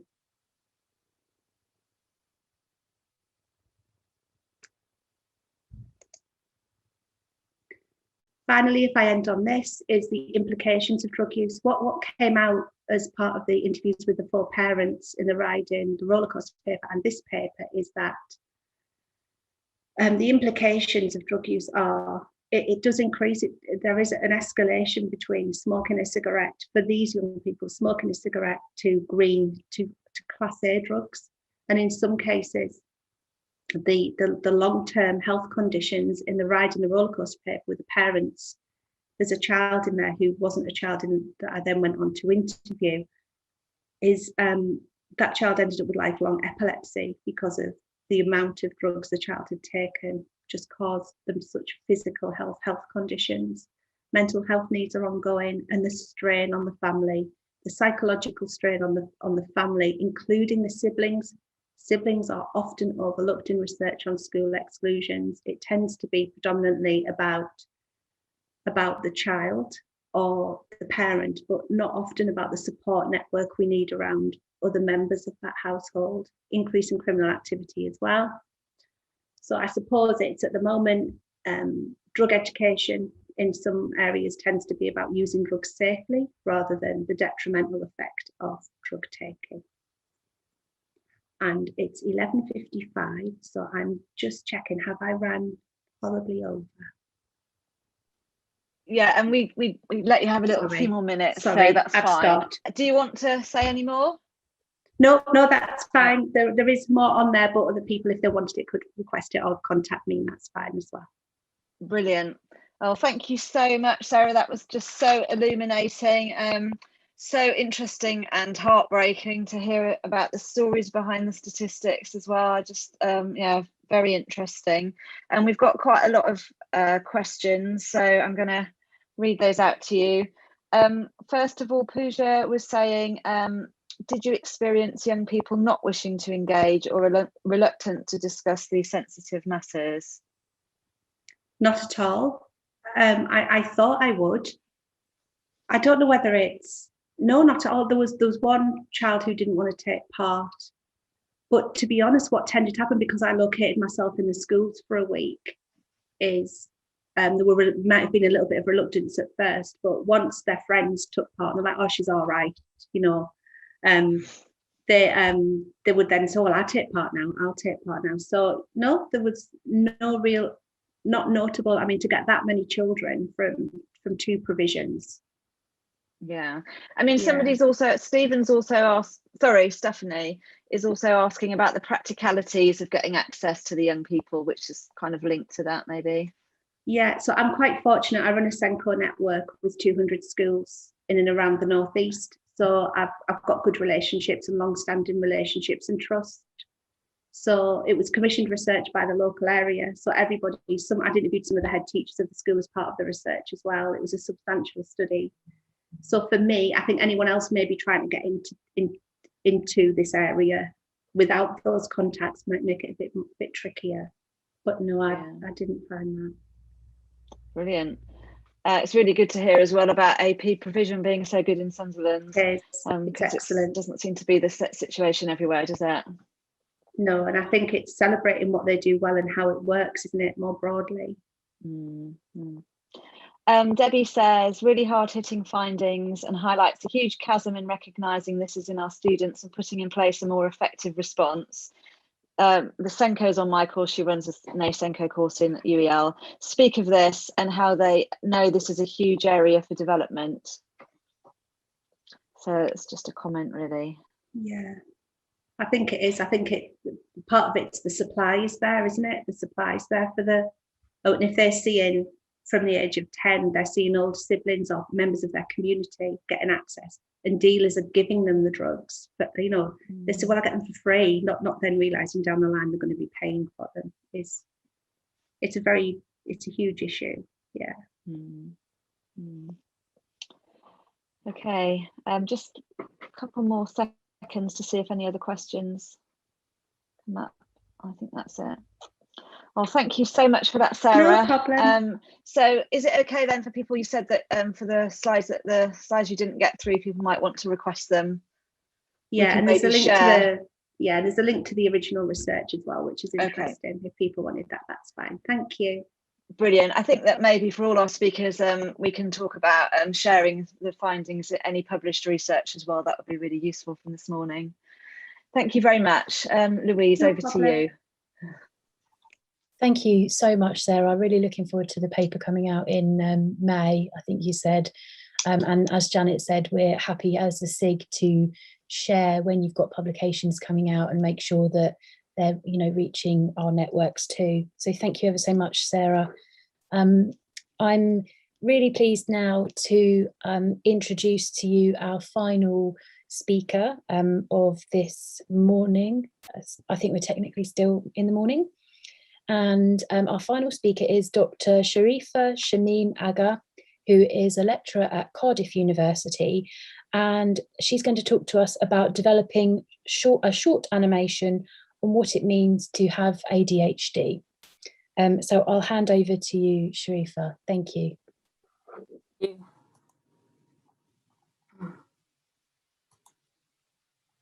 Okay. So hi everyone. My name is Sharifa, yes, so I work at Cardiff University, and we sort of do. I'm a psychologist by background, and sort of interested in risk factors and associated outcomes associated with neurodevelopmental disorders, particularly ADHD.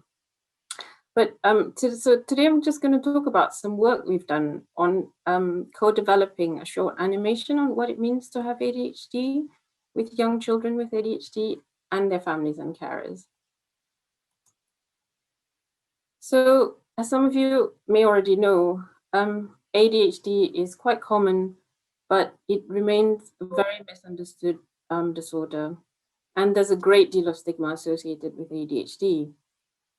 From speaking to parents and carers and children, we know that when you're first being diagnosed with ADHD, it can be quite a challenging time, especially with the information and education you get about ADHD. And it's quite widely known that parents and children coming into services for assessment may not actually have a full understanding of what ADHD is. And in the National Institute for Health Care Excellence guidelines for ADHD, there's been quite a lot of emphasis on the importance of providing information and support following a diagnosis of ADHD. So as well as doing research, our research team here is quite committed to supporting those with the disorder as well, in terms of sort of raising awareness and reducing stigma. And so just to give a bit of background about this project, we were first approached by a local ADHD parent support group looking for resources to explain ADHD to children. And we sort of had a look, and looking around the internet and everywhere, the few resources that were available were not really accurate and not based on solid research evidence. And we found mostly that some of the information were quite patronizing or too complex. And especially much of the available information were more for parents and carers rather than for children as well. And having clear and accurate information in a suitable format for children is really important to help them understand and manage their condition as well. One important thing about developing resources is that to make sure that the resources produced are relevant, it's quite important to engage potential users and stakeholders in the development and processes of and production of the resources. So what started as a general discussion with the parenting group went on to lead to a full collaboration to sort of develop an animation education resource for children. So what we did was we brought together a team of researchers ourselves at the university, healthcare professionals, and children and families and carers with lived experience of ADHD to co-produce and develop an animation video about ADHD for children, and the target age of children here were aged 7 to 11 years. So this is really exciting because we are forming new innovative partnerships, which would be mutually beneficial relationships with the local charity. And it's really exciting to sort of get involved in this because it was sort of connecting the research we do with the public need, enhancing the translation of research as well. And this was sort of a more strategic approach to the public engagement work that the university encourages as well. And we hope that this project would be a starting point to sort of develop more comprehensive ADHD toolkits in the future. So how did we do this? So we we invited children with ADHD and their families and carers. They were invited through ADHD support group networks. And what we did was we conducted a series of focus groups separately for the families and carers and the children. And we had 3 separate focus groups. The first session was more to sort of gather and discuss ideas for the animation. Secondly, to sort of finalize themes and ideas for the script. And then, and finally, to sort of review the storyboard draft and visual aids and things that we've gathered from the previous focus groups. We also got ideas and opinions from professionals in clinical services, and this was collected through meetings and online questionnaires. And all the data that we collected, we analyzed using in vivo. And you can imagine, as some of the speakers have said here today, engaging children in focus groups can't really be done in traditional sitting around the table asking questions sort of ways. So we had to be quite creative in ensuring everybody sort of had a voice and opportunity to contribute. So what we had for the children was short interactive sessions instead. And then we coupled that with fun workshops for each focus group session as well. So somewhat as a reward as well for their efforts and to sort of maintain their interest. So we had 3 focus groups at 3 different time points. So we had, for the first activity, we had everyone who signed up turned out, which was great. And we had a circus workshop for the kids. The next one, we had a beatboxing workshop and a magic workshop subsequently. We also gave the children the opportunity to do voiceovers for the animation as well. So yeah, so as you can imagine, we had to find creative ways to do this. So just sharing how we did this. So we had to hold the focus groups after school. So we make sure we fed them first, which was really important. And then, so these are just the different ways that we sort of set up visual aids. And this is how we set up the storyboard to sort of ask them what they think. And we got them to stick on stickers. We also, that's the parent group that we had. And this is some pictures, sharing some pictures of the magic workshop, which they all really enjoyed and participated in, even the older kids as well. So, and this is just illustrating some of the visual ideas that the children had. This is illustrated by a member of our research team, but the ideas had come from the children themselves, and we put the ideas they had into pictures. The children also had an opportunity to sort of draw what they thought was important, what they felt like. So that was really interesting to see. And just sharing some feedback from the focus groups that we had, and it was really quite nice to see the feedback, because a lot of them felt quite positive about the whole thing, like being able to meet each other and talk together as a team, and having open discussions. And the children enjoyed themselves as well, didn't interrupt the parents, and they had their own ways of giving us feedback as well.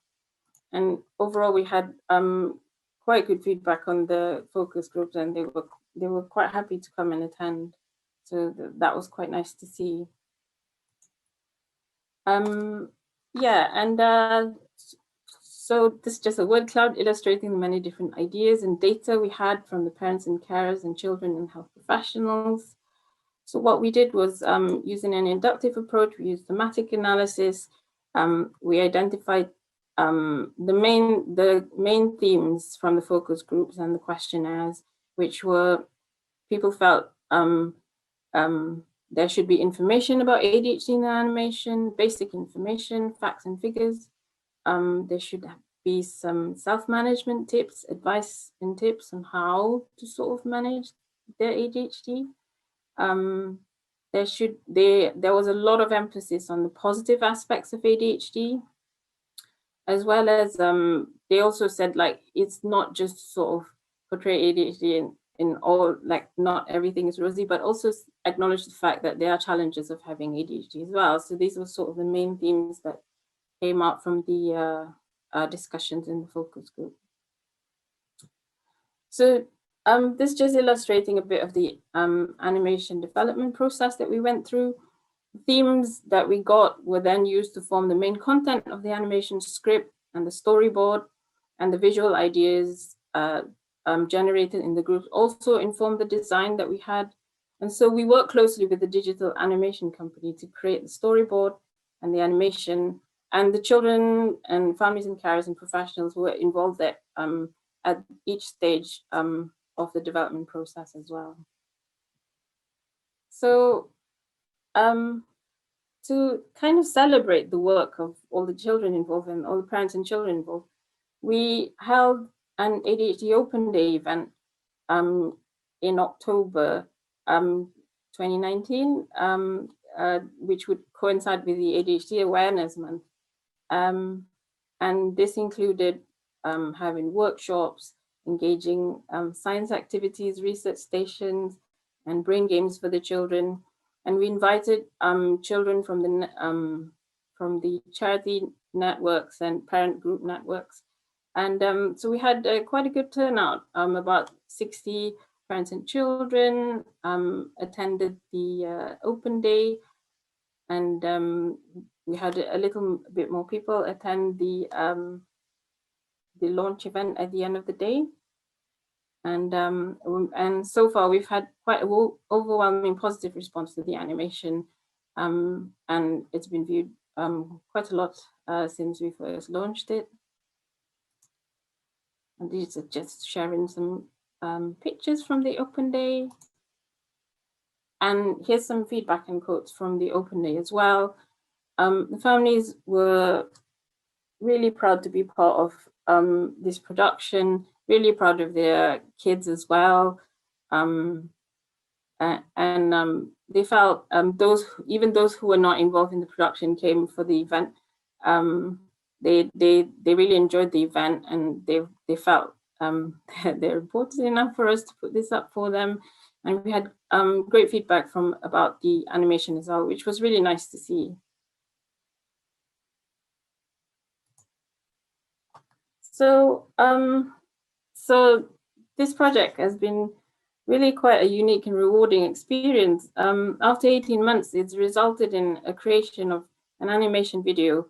It's called Let's Talk About ADHD, and it's an evidence-based resource for children who are newly diagnosed with ADHD. The project has, in actual fact, resulted in quite strong relationships between researchers and local families and ADHD charities. And we've sort of established a much needed framework that we can use for future co-production. And this has also resulted in better understanding and perception of research for participants. They're not so scared about research anymore, and are more willing to take part, I think. One unexpected outcome from this was that the families had formed a really close network with each other and had greater peer support as well, which was really nice to see. And there was also a better understanding of what it means to have ADHD for the researchers involved.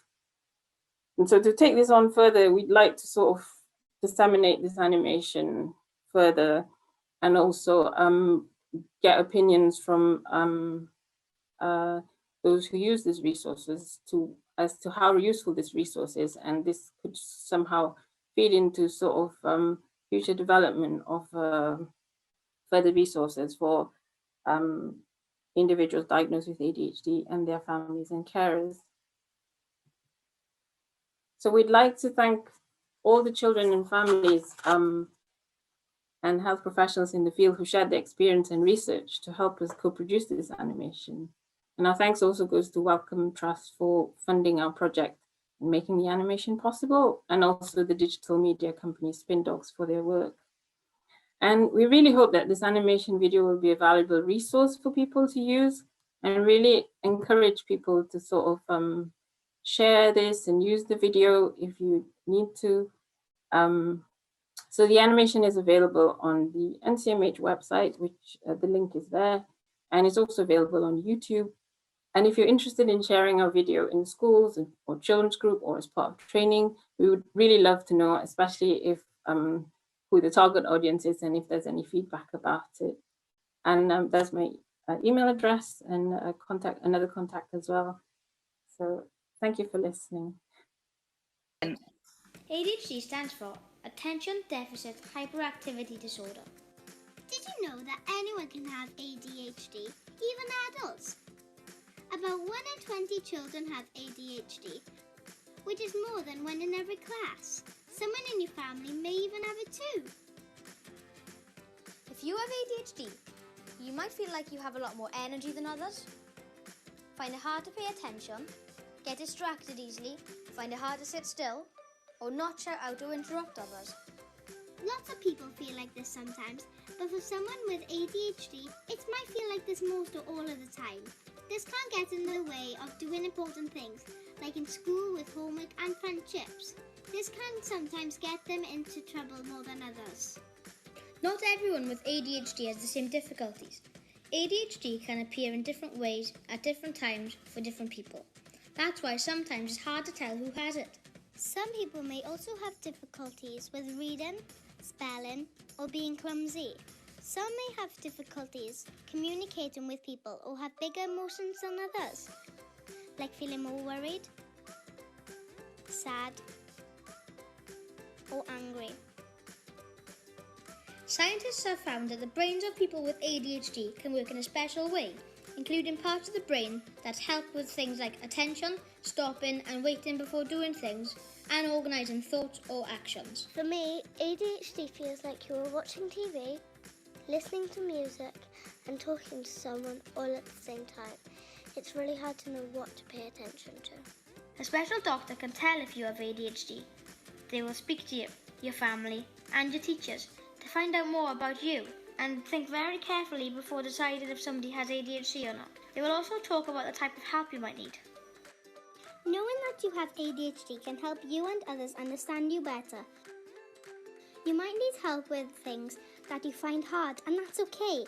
It's important to find out what these are and talk to your family, teacher, or doctor about it. There are some things that you might be able to do to help yourself with support of your family and teachers. For example, taking breaks or having a chart of what you need to do can help some people. Eating well, trying to get a good night's sleep, and getting regular exercise is important too. Some children with ADHD need medicine to help with their difficulties, and some do not. Not everything works for everyone, and nothing works all the time, so it's best to find things that suit you and that you enjoy too. Scientists don't know what exactly causes ADHD yet, but they know that it's complicated, with lots of different things acting together, including genes, which are instruction manuals in our bodies that help make us who we are, and the environment, which are the different things that happen to us in our lives. Although it can be hard sometimes, there are some good things about ADHD. It doesn't stop people from achieving their dreams and being successful. Lots of famous people, like some athletes and actors, have ADHD too. In fact, ADHD helps me have amazing ideas. I'm one of the funniest kids in school. I have lots more energy than others. I have fun in everything I do. I can think of more questions to ask teachers than any other person in my class. ADHD is just one part of who you are, and it's okay to have ADHD. Find out more about ADHD by going to ncmh.info/ADHD.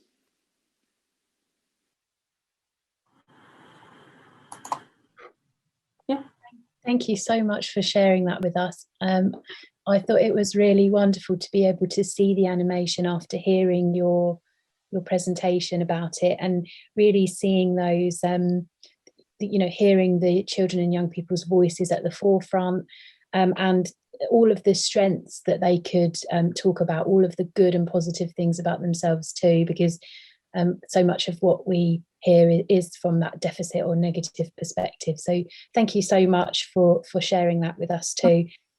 We've had a couple of comments come through to thank you for sharing, a great resource, and really good to hear children and young people sharing their ideas and strategies too. I'll pause for a moment just to see if any more questions come through for you, if that's all right. Just if anybody else has any question they'd like to ask Sharifa, please do send that to us now. But I can also open up to more questions if it takes you a minute to type it in and send it over. If you have a question for any of our speakers, if you could pop their name in the front of it, then we know who it's going to. Oh, we've had another comment come in. That was excellent. Capital letters. Thank you for sharing. Amazing. Yeah, really, really positive.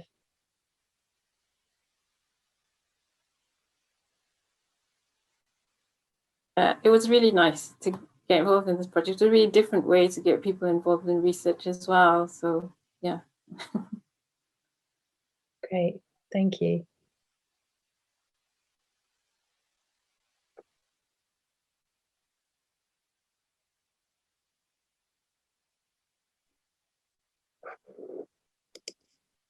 If you've got any more questions, please do feel free to share those. Have to be aware of the issues that Laura was raising in her presentation too, that use of technology can take a little bit longer than we might expect when we're communicating verbally. So I'm trying to be comfortable sitting with the silence for a minute.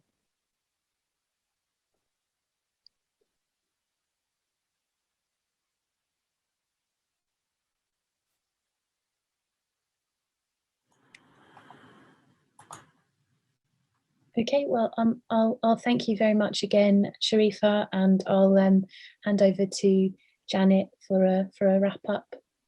Thank you. Yeah, thanks for that, Sharifa. A really excellent resource. Well, thank you ever so much to all our speakers for this morning. It's just been brilliant to hear about your work that's centering young people with special educational needs right in the heart of the research process. I think it's been fascinating, so many different ways of doing this, so many ways of hearing what children have got to say, whether it's through artwork, whether it's using AAC, whether it's through focus groups, whether it's through film, looking at all different types of issues. So we're very, very pleased to have heard your presentations, and we're very, very appreciative that you've been part of this event. So thank you very, very much to all our speakers. I'd like to finally just give a plug for speakers and anyone else who's doing any research out there. If you'd like to do a blog for BERA, 750 words about your work, particularly if it's about children in the research process, we'd really love to hear it.